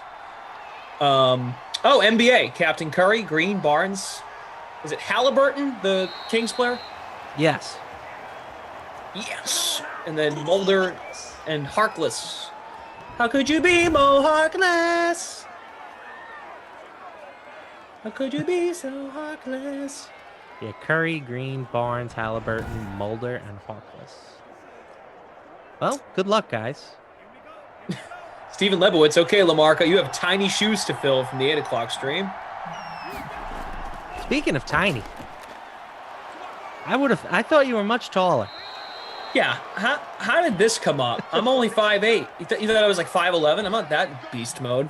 Well, we talked, I was telling Coffin that I have a gift, and that gift is I can identify people, how tall they are, just from Zoom sit-down meetings. And I was cruising along, just nailing everybody until I got to you. I had you pegged as a 5'11" man. I mean, it's not that far off, but it's a pretty big difference, right? 5'8", 5'9". It's a pretty big difference in height, yeah. Yeah. Who else? Who did you nail? Kaufman, Daniel, and then I got to you. Daniel, how tall is Daniel? 6 foot or 6'1", something in that ballpark. Damn. Trevor, you like that one? How could you be Mo Harkless? I stole that from a friend. He's not watching right now, but I get a chuckle out of it all the time. I mean, that's a classic. Yeah, you know that one. You're an Of NBA course. guy. All right. Could you be Mo Harkless? Jordan Lindenbaum, I could not get that how could you be Mo Harkless thing out of my head all day the other day. So it's been a thing here on the Dream Stream, I guess. I mean, you just have to do it with Mo Harkless. Yeah, I agree. Speaking of Devontae Mo Parker. Harkless, he went to St. John's, Long Island School. Oh. What year was he there? He was there for 1 year, and maybe like I don't know, 7-8 years ago at this point. He was a one and done, huh? He was that good. He was that good. I think he was taken like just outside the lottery. You're right. 15th overall to in Philly. 2012. Yep. So 9 years ago. Yep. All right. I mean, that's pretty close, I think. Yeah. I'll take that. Yeah. Do you have your blanket out? Your blankie? I do. Oh, I gotta get mine. It is. So we've talked about this before. I'm on the 4th floor in my building, right in the middle. So the heat rises. But like today, before I had to go to a family thing today. So I'm like, all right, I'm gonna open the windows up because we had the AC going because it gets hot as hell in here, even when it's like 70 out. It's like it's a sauna. So I'm like, all right, but then it cools off, and I love it for sleeping purposes. Mm-hmm. But then I'm like, and we've definitely done this before, so I'm repeating myself, but whatever. It's just a little blanket to cover up. I don't want to put pants on though. I got shorts on right now. I gotta Yep. Okay. I'll make a confession. I'm already sleeping with my air conditioner on. Oh boy. I just I want to be freezing when I sleep. Like I could sleep in an igloo, no problems. I still can't get over how dark it is behind you. I just want someone to jump out. Would it make you feel better if I turn the light on? I'm honestly a little afraid. 2nd down and 11. Ball is at the 41. This is the first drive. 2 is 3 for 3. Wilson with a catch for 5 yards. You can call him out.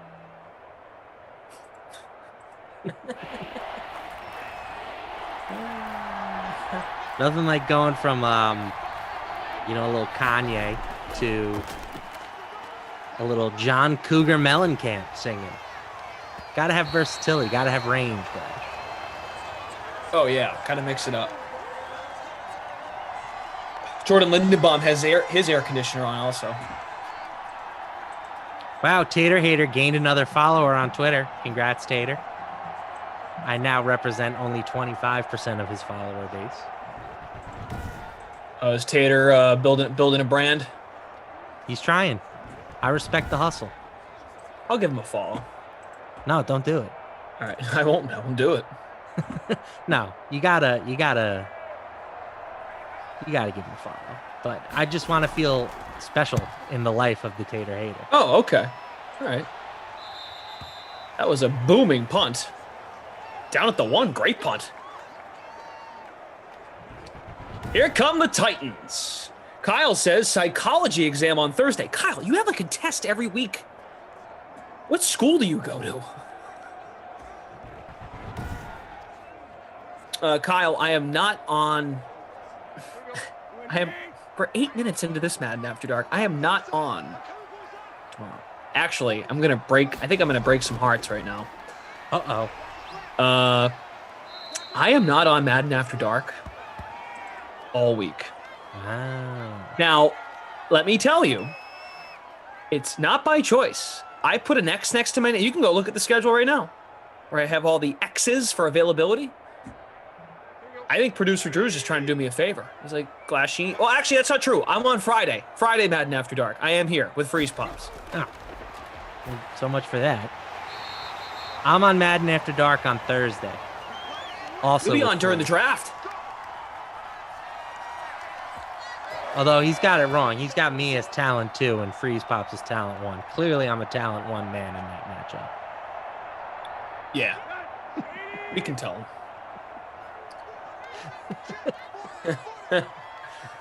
I hate that they call on-air people talent. I hate I that. really don't like it either.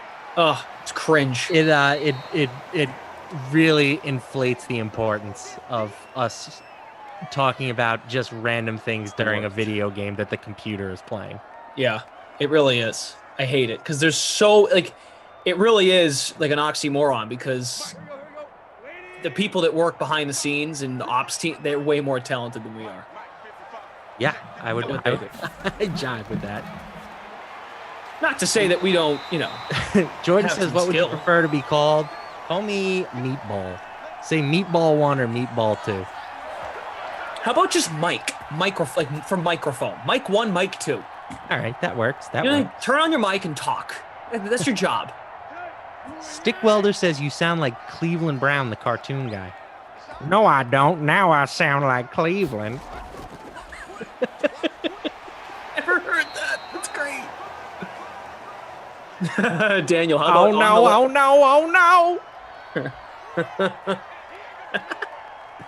no. That's good.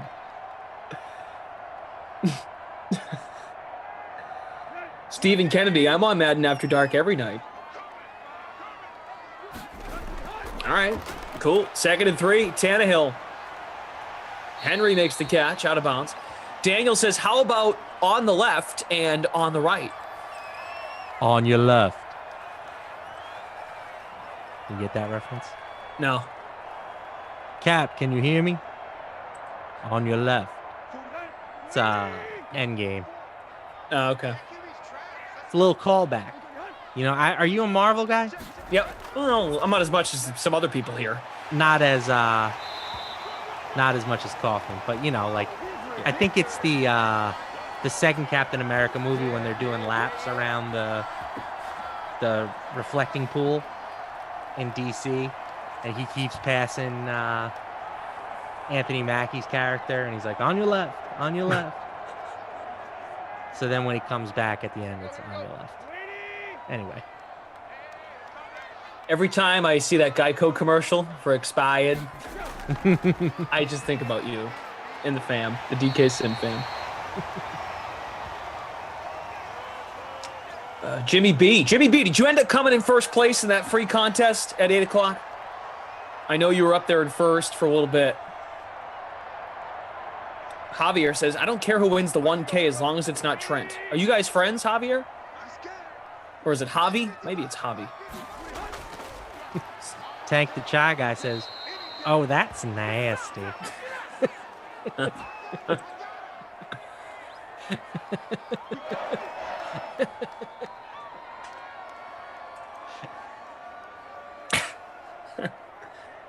$18 ice hockey, 0-0. Damn entertaining game.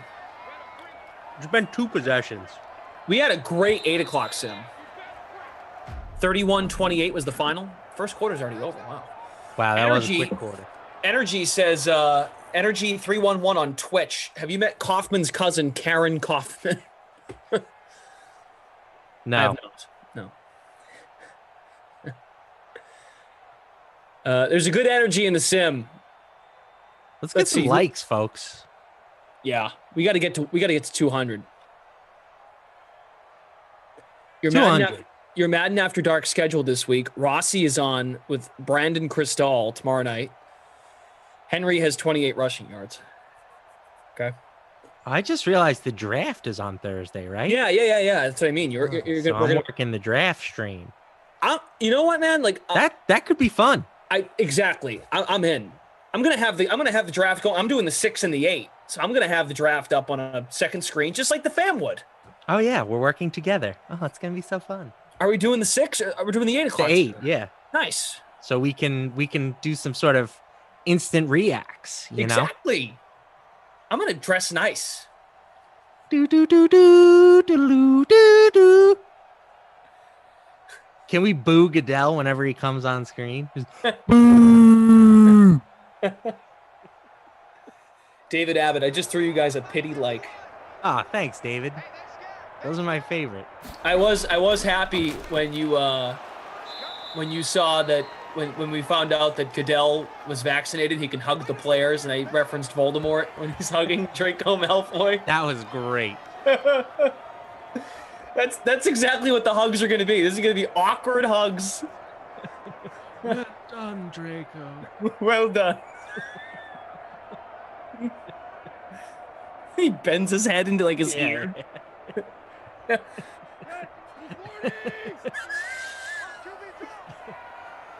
Some low-key great lines in Harry Potter. Just like... I'm a huge Potterhead. Yeah. Potterhead Sim fan. All right? Keeping that clear.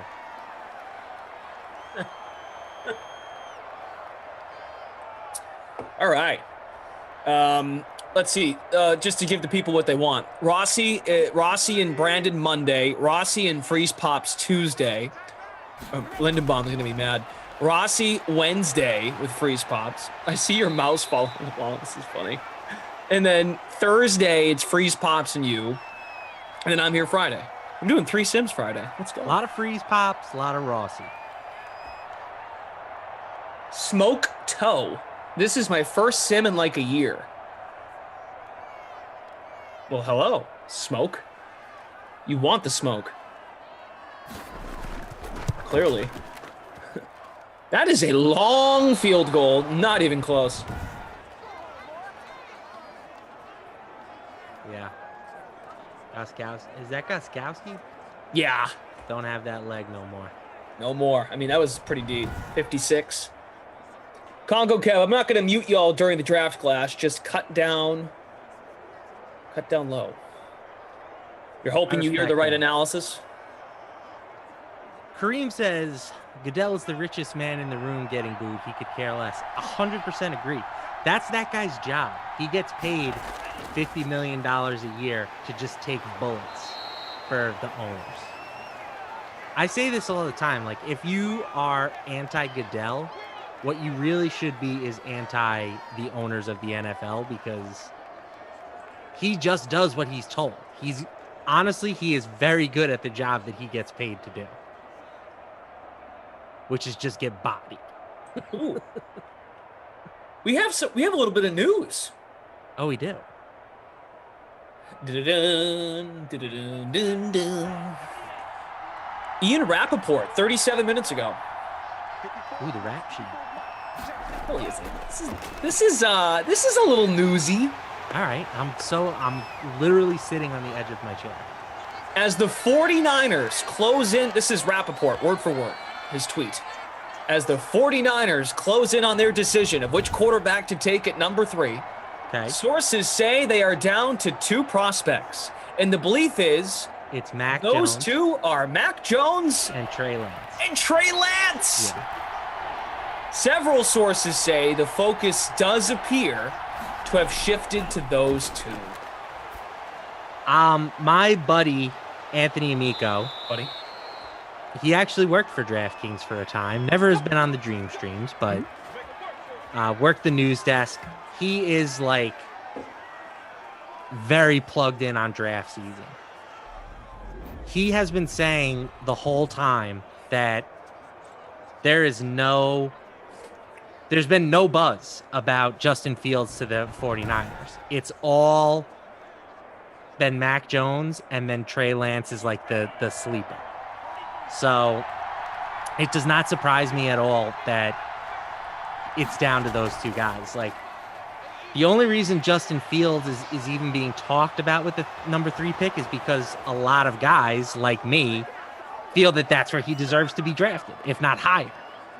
So it's like the fans are pushing him up on the draft board. Mm-hmm. But in reality, he's never really been an option for the 49ers. At least that's my interpretation of the situation. I could be completely wrong. Ian Rappaport could be completely wrong. The 49ers could be just playing us all like fiddles. But given the information that I have digested on the situation, that kind of seems like where they're headed. It's either going to be Mac Jones or Trey Lance. So if that's the case, does Atlanta now, Atlanta's got to be like, well, if Justin Fields is there for the taking, how do we pass this up? I've been saying that if I was Atlanta and I liked one of the quarterbacks, I would take him.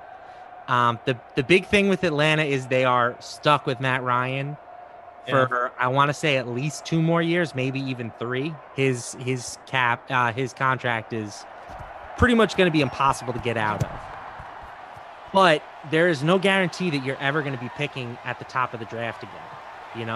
Unless your plan is to tank, this might be your only opportunity to land a franchise quarterback. So if you really like Justin Fields, I think they would be foolish to pass on him, even for a guy like Kyle Pitts, who we all are like, has basically been saying this guy is a generational tight end talent. A generational tight end talent is not worth the same as even an above average quarterback in the NFL. It's just not the way that this works. So I think Atlanta should be doing their due diligence, and if they like one of these quarterbacks, they should pounce. All right. That's no, I hear you. It comes down, a lot of this at this stage now for me is like, what are they actually going to do as opposed to what you think they should do? Devontae Parker just scored a few moments ago on a screenplay. Nicely done. We have 64. This is great. 64 people watching on Twitch. That's great. That's a pretty good number for a Sunday night. Yeah. Mills says that'd be a wasted pick. Why draft a guy with the same talent that they already have at quarterback? Matt Ryan is 36 years old. His play has declined. So again, don't make the pick if you don't believe in one of those quarterbacks. But if you think Justin Fields could be the guy for the next 10 to 15 years for this franchise, then you pull the trigger. To me, it's that simple. Quarterback is everything in the NFL. And as Matt Ryan was an MVP candidate the year that they went to the Super Bowl, he is not anymore. He's been a below average quarterback the last few years. Sean Preston, talk about the sim, talk about the sim, talk about the sim. About 3 minutes left in the half. How about this, too? I saw this on Twitter today. 10 years ago today, Sports Illustrated puts out its NFL draft preview for the 2011 quarterback class. Guess who's on the cover of the magazine? 3 guys. Who? There are 3 quarterbacks on the cover of this magazine. On the cover of you said it's 2011? 2011 Sports Illustrated. One of them's pretty obvious, I think. But well, I'm curious. It's guys that were drafted in that year? So it's an NFL draft preview. Okay. Sports Illustrated, 10 years ago today. 3 quarterbacks are on the cover. Was Jamarcus 2011? No. Cam Newton. Yep, he's one of them. Okay. Jimmy Clausen? No. He was also the Panthers. I'm not good with years like that. Okay, so Jake Locker. Oh, and Blaine Gabbert. Okay. Jake Locker, former pick of the Titans. So how about this, right? This is the print on the cover. The 2011 QB class. You choose Jake Locker? ? Cam Newton? ? Blaine Gabbert? ? Toughest call in football. Folks, that magazine cover right there is just a nice reminder. To me too, because I'm a sucker for quarterback play. We all are. Really the fantasy implications and just changing a franchise. And a couple of these guys are going to stink. Like, we just got to be ready for that. And I'm sorry. To those of you who love the all-time dilemma that sticks out in my mind was there was a real debate between Peyton Manning and Ryan Leaf. Yeah. I mean, that tells you all that you need to know about evaluating quarterbacks. One guy is arguably the second, or you can even make a case that he's the greatest quarterback ever. And the other guy will go down as one of the biggest busts in NFL history. Pass interference? They're going to decline this, right? It's a touchdown.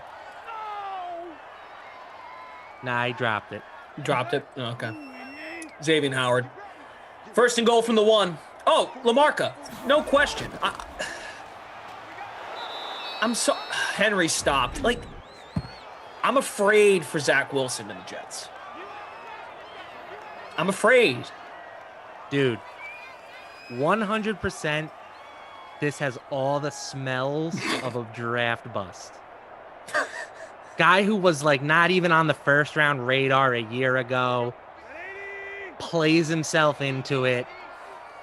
Like, if I was making the pick, and again, I don't know any better than these guys, but Justin Fields has been considered like the 1B to Trevor Lawrence's 1A since back when these dudes were in high school. And now all of a sudden, we're going to move Zach Wilson above him. It just feels icky to me. I don't trust it. I'm going to give the kid every chance, right? I'm a Jets fan. I want him to succeed. Yeah. I hope that the Jets give him a better chance to succeed than they did to Sam Darnold. But I'm just saying, it's a little stinky. You know, it's got that air of bust. Eau de bust. Kareem says Leaf was good at Washington State. Stop it. Yeah, who does Washington State play?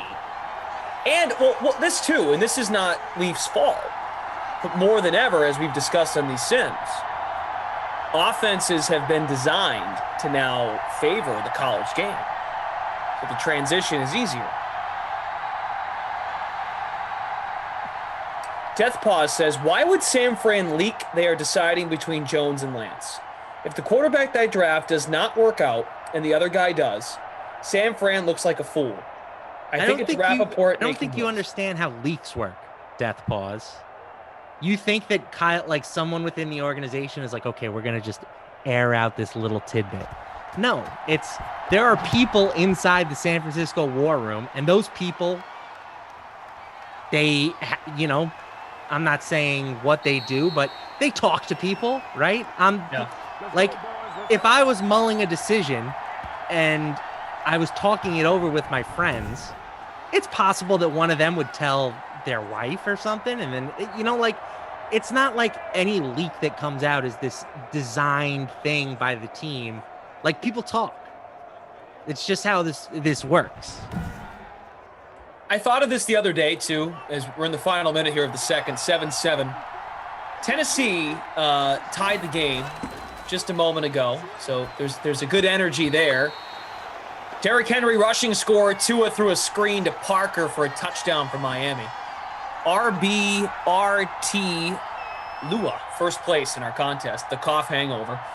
I think like assistant coaches and scouts, they never get to talk. Notice that? Like whenever we look at press conferences, it's always the quarterback and the head coach. The head coach and the quarterback. The quarterback and the head coach. Let's go to Sean Payton. Let's go to Drew Brees. Let's go to Bruce Arians. Let's go to Tom Brady.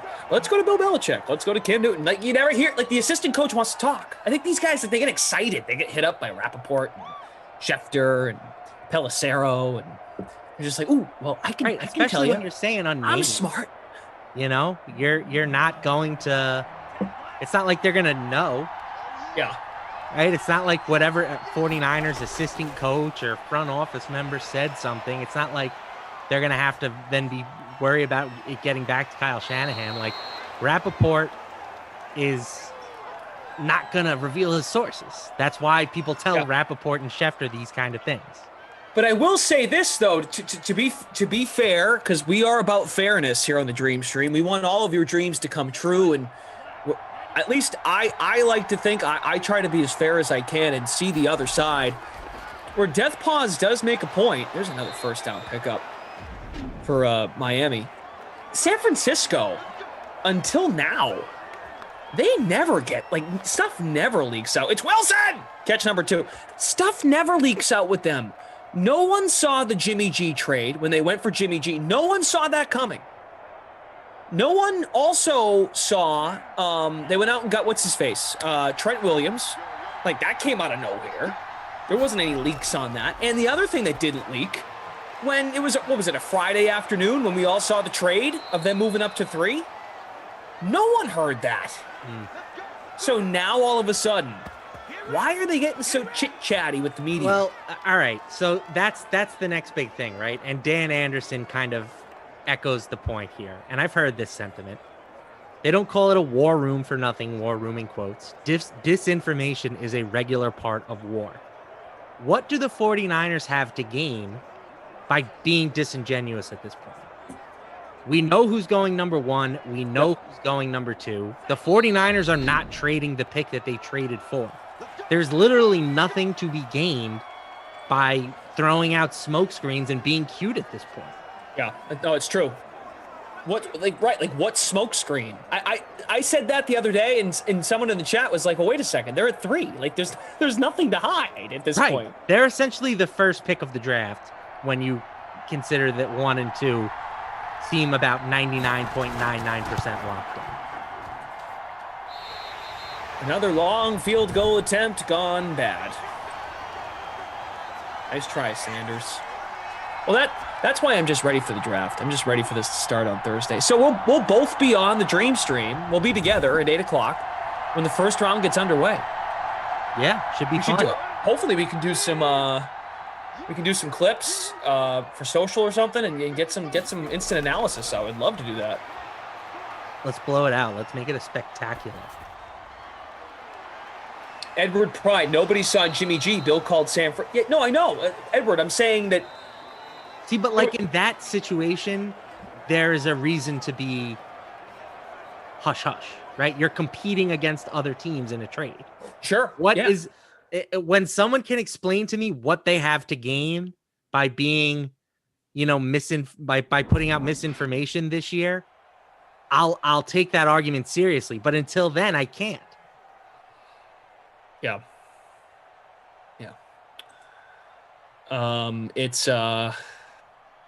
excited. I'm more excited about this draft than last year. I think last year, because we were all still kind of in the funk of the pandemic, we just didn't really neat draft. It was weird. It was weird with it being on Zoom, and I will say, but the wide receiver class from last year has a chance to be all time. And the receivers, we're not giving the receivers enough credit here in this draft coming up. Like, Chase is going to be a great player. There's going to be depth receivers. We saw that the last couple of years. Finding receivers in the second, third round that can be ready-made, wide-out 2s or 3s. And I don't mean to but Madden. I mean, Madden's helped us learn about a lot of these guys. Like, when we do these simulations, these wide-out 2 and 3s that we see in real life, and now in these sims, we're like, wow. This guy's only a couple years in the league. Good little player. He's a good little football player. Yeah. Look, they're little footballs. Laces out. Sean says, Glash, I have a question to pose to Billy. Do the stats on players in Madden get experience during these sims? Stats on the players? No. Experience. No, each sim is its own individual entity. It's not like a franchise mode or anything like that where the players are progressing. It's just exhibitions. Yep. Exhibition event type, right. Edward says it wasn't hush-hush with Jimmy. Brady said trade Jimmy.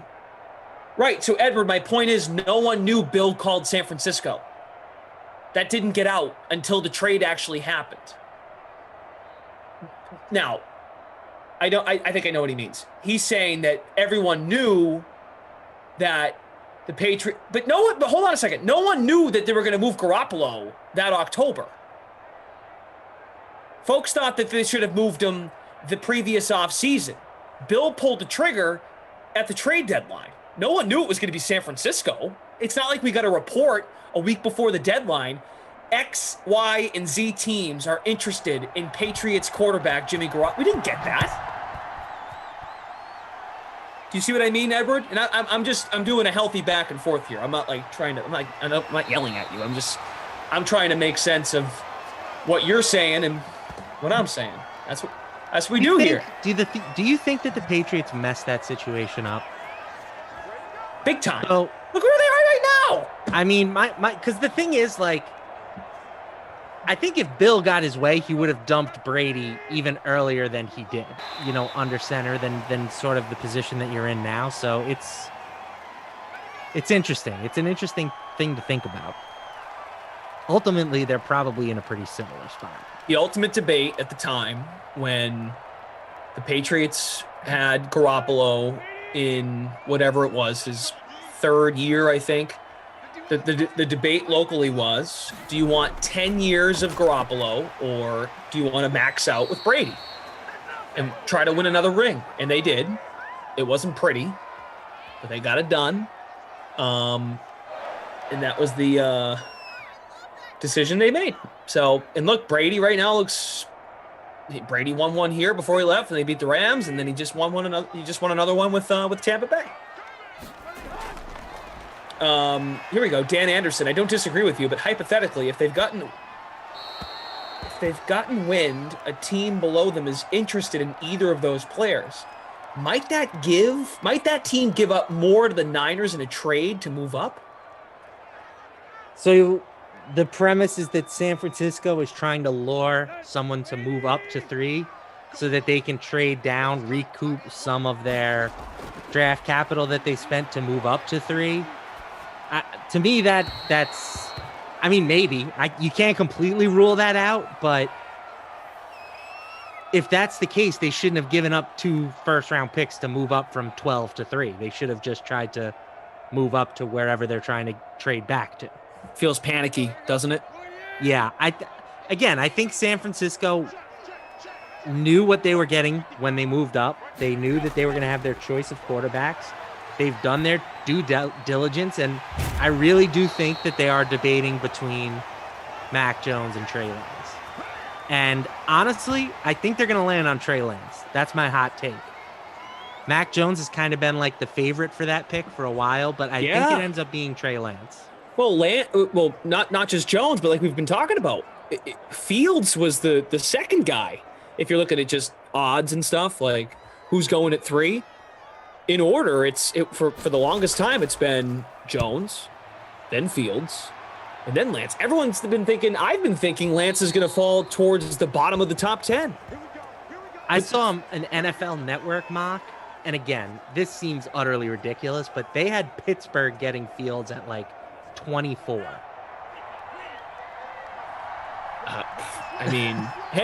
Look, but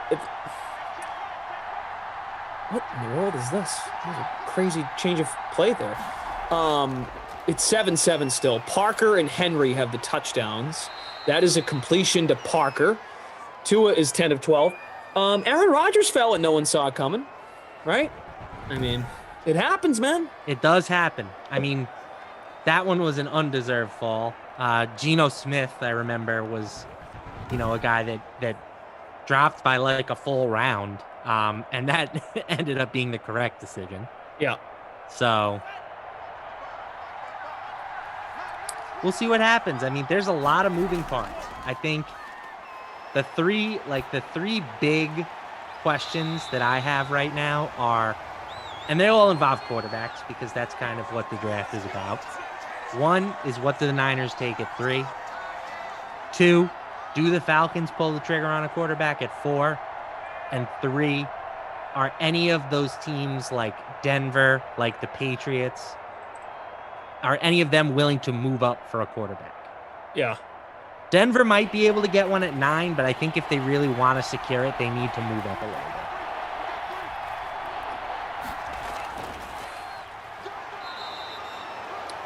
See, I follow a lot of people here in New England, including Mr. Adam Kaufman, and now Yeah, I can't wait till we get to go to Gillette, and we're going to call it Fields Day when we run up the score on Miami when Justin Fields slings it to Kendrick Bourne. Yeah. The new Brady, the Moms. Yeah, remember that time in 7th grade? At the end of the school year, we'd have field day. They're going to name it Fields Day because of Justin Fields, kid. Well, now everyone's like, oh, Justin Fields is going to drop to 15. Make it happen, Patriots. Maybe. I mean, It's possible. it certainly is. Here's The what one, I think. the one pick after the top two that I feel pretty good about that I can write in, and I'm not going to say marker, but like a nice pen, a nice fountain deep pen, is Jamar Chase is going number 5 to the Bengals. I feel very good about that selection. Now, are you saying that because you think it's a good idea, or the Bengals are going to be the Bengals and not get Joe Burrow offensive line help? I do think that if I was running the team and I had, my way, I would take an offensive lineman. But I think that the general consensus is one, Jamar Chase is an elite wide receiver. And I can't disagree with that.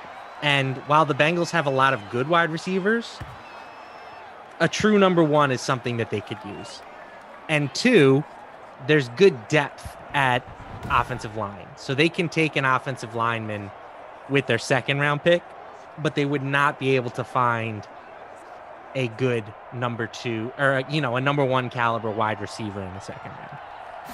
I think that's the general logic. Plus you factor in the LSU connection for, Joe Burrow and Jamar Chase. And that kind of, I think that their franchise quarterback is going to push them in that direction, and they're going to do what they can to make him happy. That's my guess. Jeff says tomorrow's sim has the Raiders as the top defense over Seattle and New England. He's talking about classic.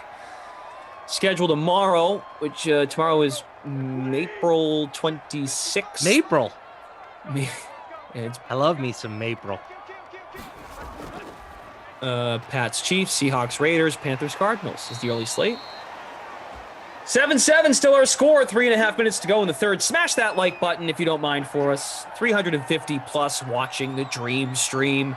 Home of Madden Sims. 6 Sims coming your way starting Monday through next Sunday.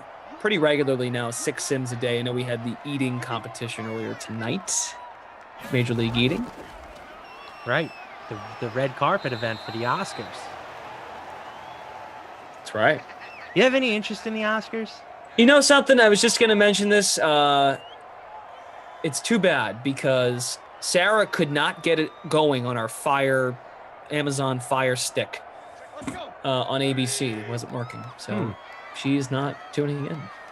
I normally watch, but I have to say that this year, given the fact that I haven't been to the movies or anything, I just don't know any of the movies, any of the actors that are nominated outside of the Promising Young Woman, which I watched just a couple of nights ago. That's the only movie in contention that I've seen or really even heard of.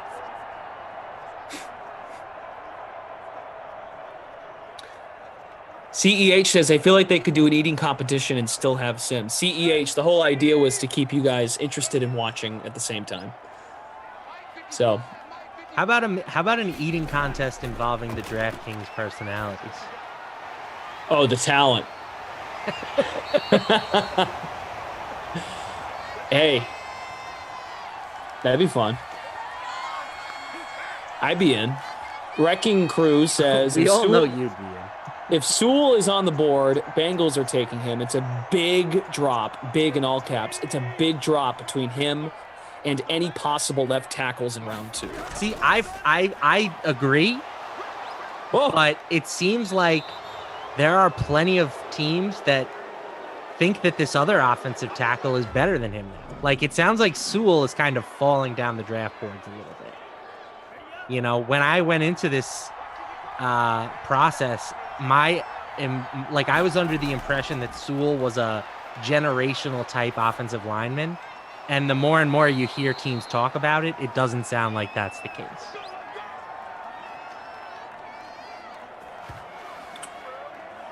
Wow, Jordan says Emerson would win the eating contest.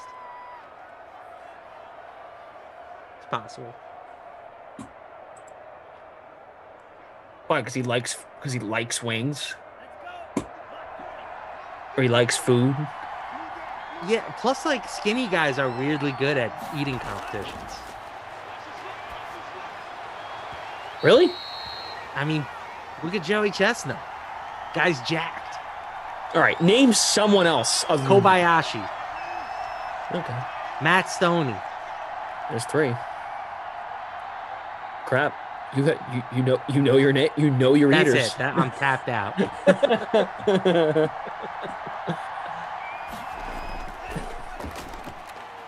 Here comes Breida to the 50. So Kyle Van Noy picks up the fumble. Want to shout out our great man here tonight, Joe from Game Ops. Thanks, Joe, for all you do. And yes, the fumble. I'm trying to remember who fumbled. Was that the quarterback? Quarterback fumble? Tannehill on a sack. Tannehill. Yeah, Tannehill fumbled on the sack. Okay. It happens a lot. Yeah, exactly. Wrecking. It's exactly why I'm ready for Thursday. It's the smoke and mirrors, the smoke screens. Like, let's just do this, please. Can we just?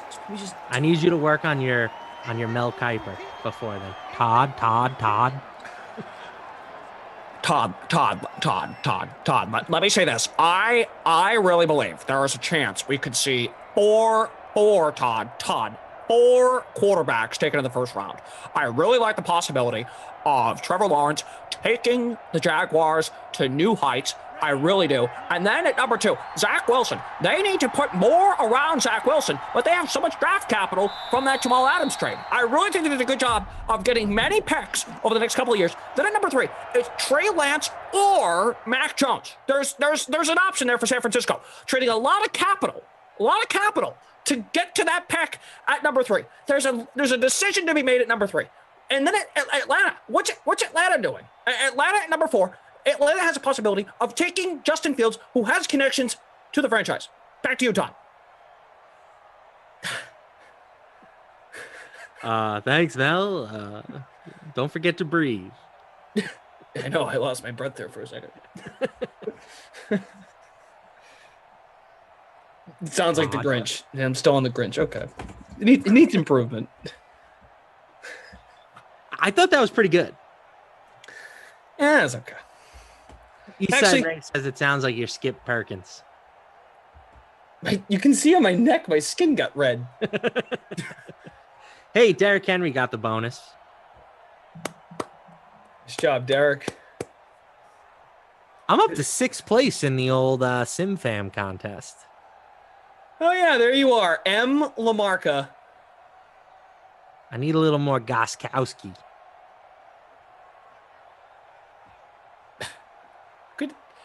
Good to see you up there. Thanks, man. I'm in 58th. Ziwa, first place. Henry captained. Brown, Paca, Kaseki, Wilson, and Titans D. The leading build. Brian, 72, first place in the $250 free contest. The showdown with Henry and the captain. Edward says, did you guys see the anniversary of the Colts GM ripping Mel? Google it. Which GM was this? It's not the current one, right? What's his name? I saw him on TV today. What the hell's his name? Ballard. Chris Ballard. Grigson is the guy that I'm thinking of. Who will go down as maybe being the worst drafter ever. He gives Matt Millen a run for his money. Way to slide there, Tua. Can I say something about Tua? I'm happy that there has not been. I'm happy there hasn't been chatter about Miami taking a quarterback. Like, this guy needs a fair shot. I agree. You know what I'm saying? Like, imagine we were hearing that. Oh, Miami's thinking about it at 6. If one falls to them, that could easily get out there. I mean, that chatter was around. Not lately, though. It has died down. Yes. But like, Oh, that was cool. Are they going to call that illegal touching? The other guy. So that's a weird one. Illegal touching. Good call.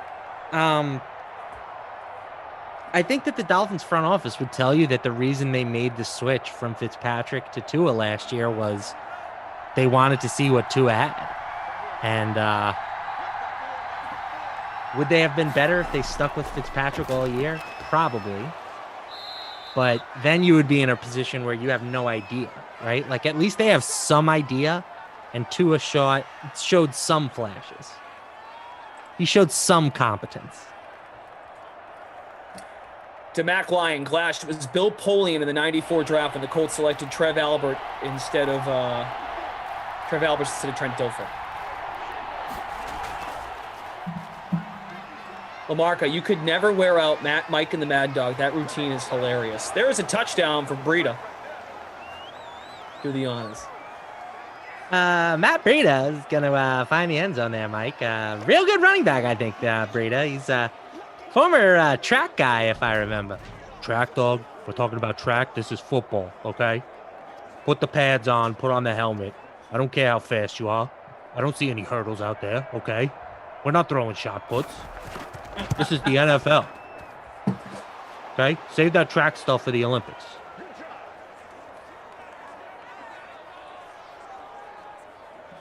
Bronx Bomber, commentators, do y'all get paid for this? We do. Any other brain busters?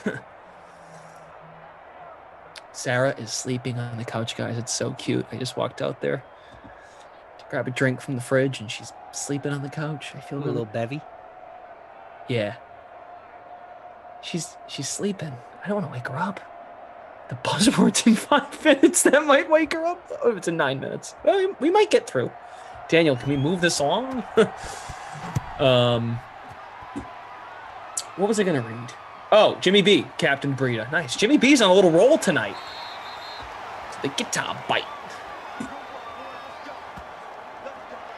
To Mac Lyon, they traded up from 7 to 5 when all they had was Harbaugh quarterback. They took Falk at 2. Kuiper slammed them for not taking Dilfer at 5.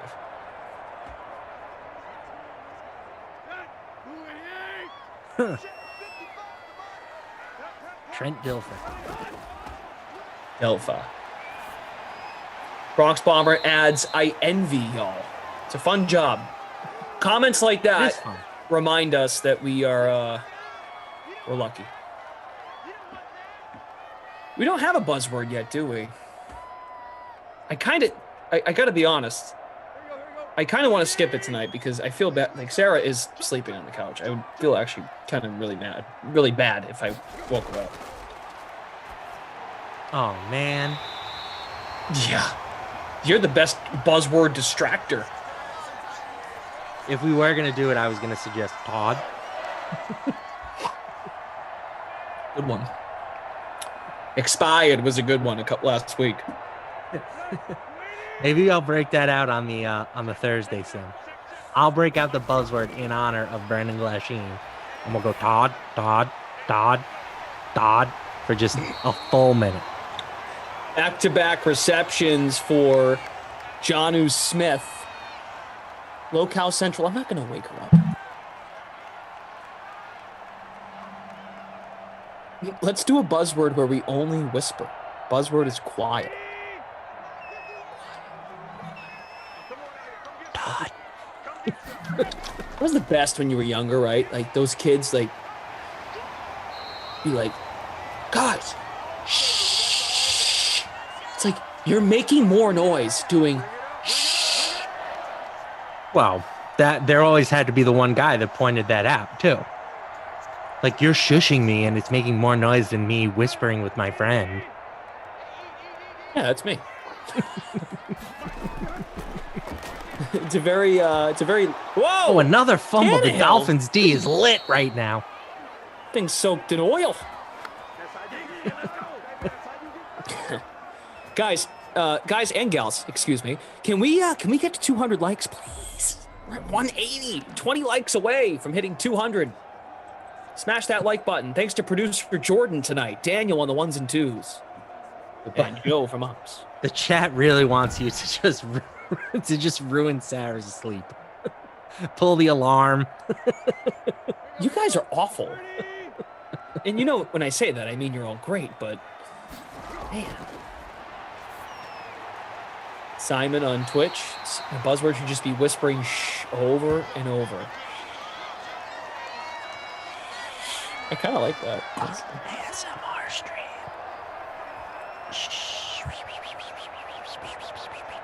I'm about to lick the microphone. It's going to make wonderful sounds for you. Just kidding. You're a fool, Harry Potter. And you will lose everything. Harry Potter is dead!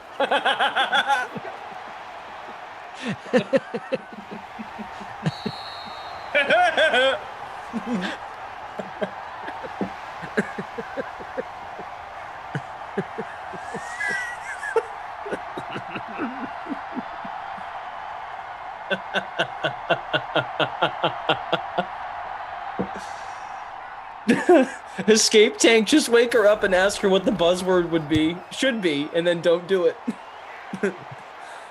Well, I mean, I will wake her up eventually so she can go and lay in bed.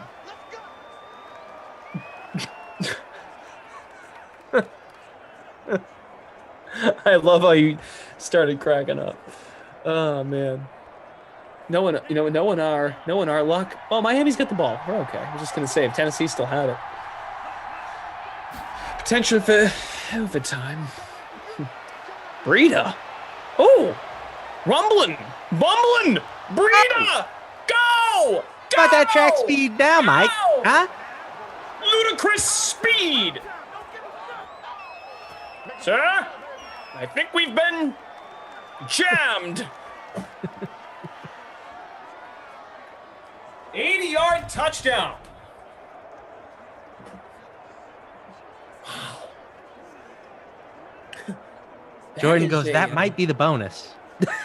Yes, I would agree, Jordan. Matt Breida. Holy cow. Nice That's run. gonna hurt. That's gonna hurt my my sim score here. I'm going to be falling way down. Yep, all the way to 63rd. That's gonna help ya boy. DFS Queenie. She is in a tie for first with Brooklyn Bum. Brooklyn Bum. Let's see. What was I going to share with all of you? I'll find it. Well, that's a 2-touchdown lead now for the Dolphins.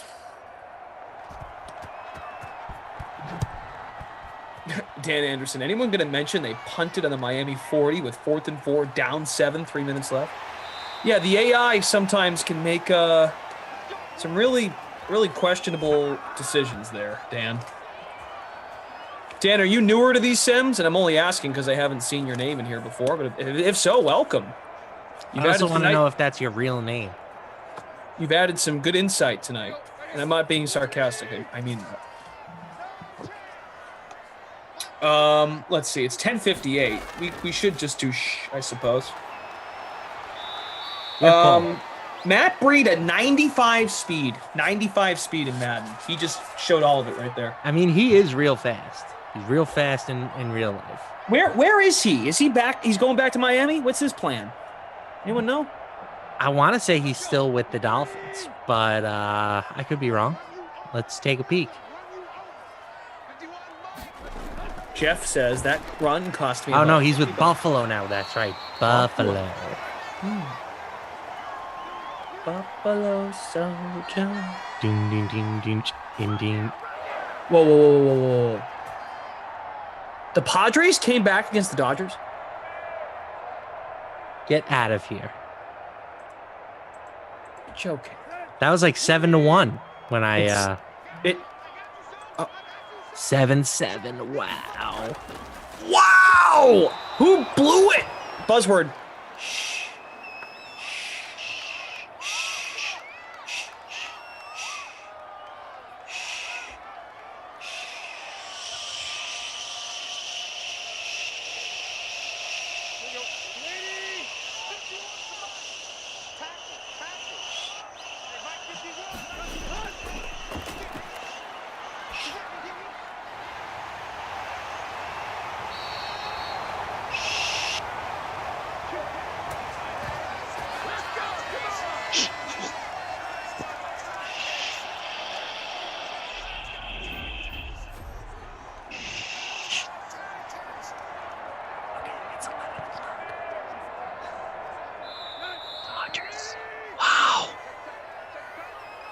David Price. Nah. Gratterall. Nah. Dude, I'm not kidding. I didn't win anything off this or anything, but just stupid website. I kind of thought that I saw it coming. Why was Kenley Jansen not in? Is he like hurt or something, or is he just unavailable? He pitched the other day. He closed out the win on Saturday. Oh, so maybe it was just an off day. Yeah. Jimmy Nelson with the blown save. But it's still the bottom of the ninth, and it is tied, so they've got a chance. Yep, I just put the game on again. I had my iPad was dying, so I had to charge it. I've actually had it on the whole time. I just haven't been paying attention to it. And they're going to... Oh, no. I won't do play-by-play. But we've got to run around first to start the inning. Little blooper. Dan says, I've watched these since the start last year. And some of the stuff that happens is more than questionable. The sim clearly doesn't have to answer to the media after the games. Laughing emoji. You got that right. That would be amazing. I would love to have virtual press conference. Would that mean we would be asking the questions? Are you kidding me? We've had coaches on here before. No, I want to interview the virtual coaches about the virtual decisions that happened in the game. Are you serious, Lamarca? We've had Andy Reid on. We've had Matt Patricia. We've had guests. I get what you're saying. Like Bill Belichick, of course. I'm not allowed to be frivolous. It's not you. This is getting really weird here the last couple minutes. It's 21-7. Matt Breida ripped up an 80-yard touchdown run. Yes, he has the bonus. Tannehill. Oh, my goodness. Directly to three. What? Take it. Take it. Take it. Oh, Derrick Henry's coming. He's not going to get there. He gone. We're not going to take it. No, we ain't going to take it. Who's that? How do you say his name? Oh, Trent popping in to provide us with his excellent insight, as always. He's saying that's why cheating is okay, because no one can ask questions. Talk about the sim. I mean, Ryan Tannehill, you said it right before we went live, like right when the pregame show ended. Tua is averaging more of DraftKings fantasy points per sim. And I'm like, oh, maybe Tannehill has like a revenge sim against Miami. Ooh, I didn't even think about that. But, I mean, holy crap. That was directly to the other team.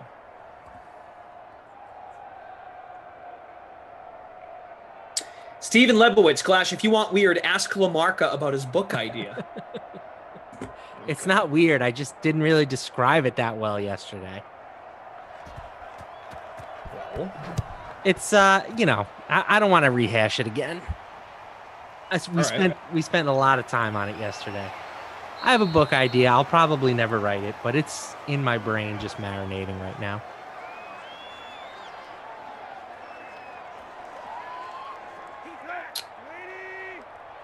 Tony says this is some really smelly BS. DK stinky.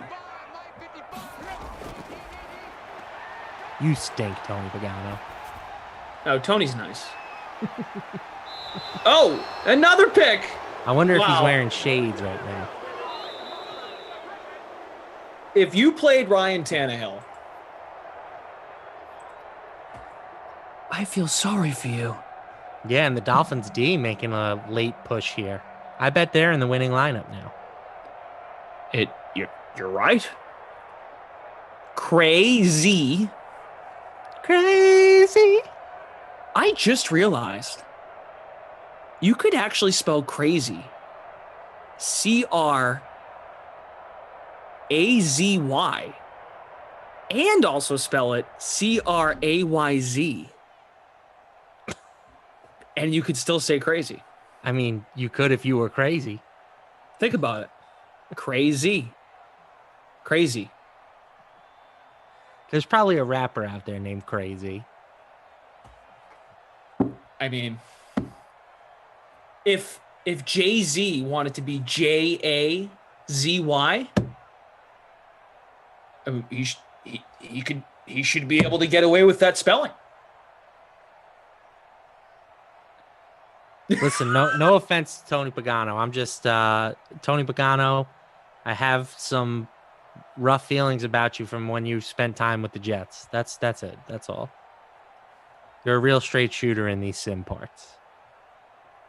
I'm crazy Dave 007, first place in the free public showdown contest.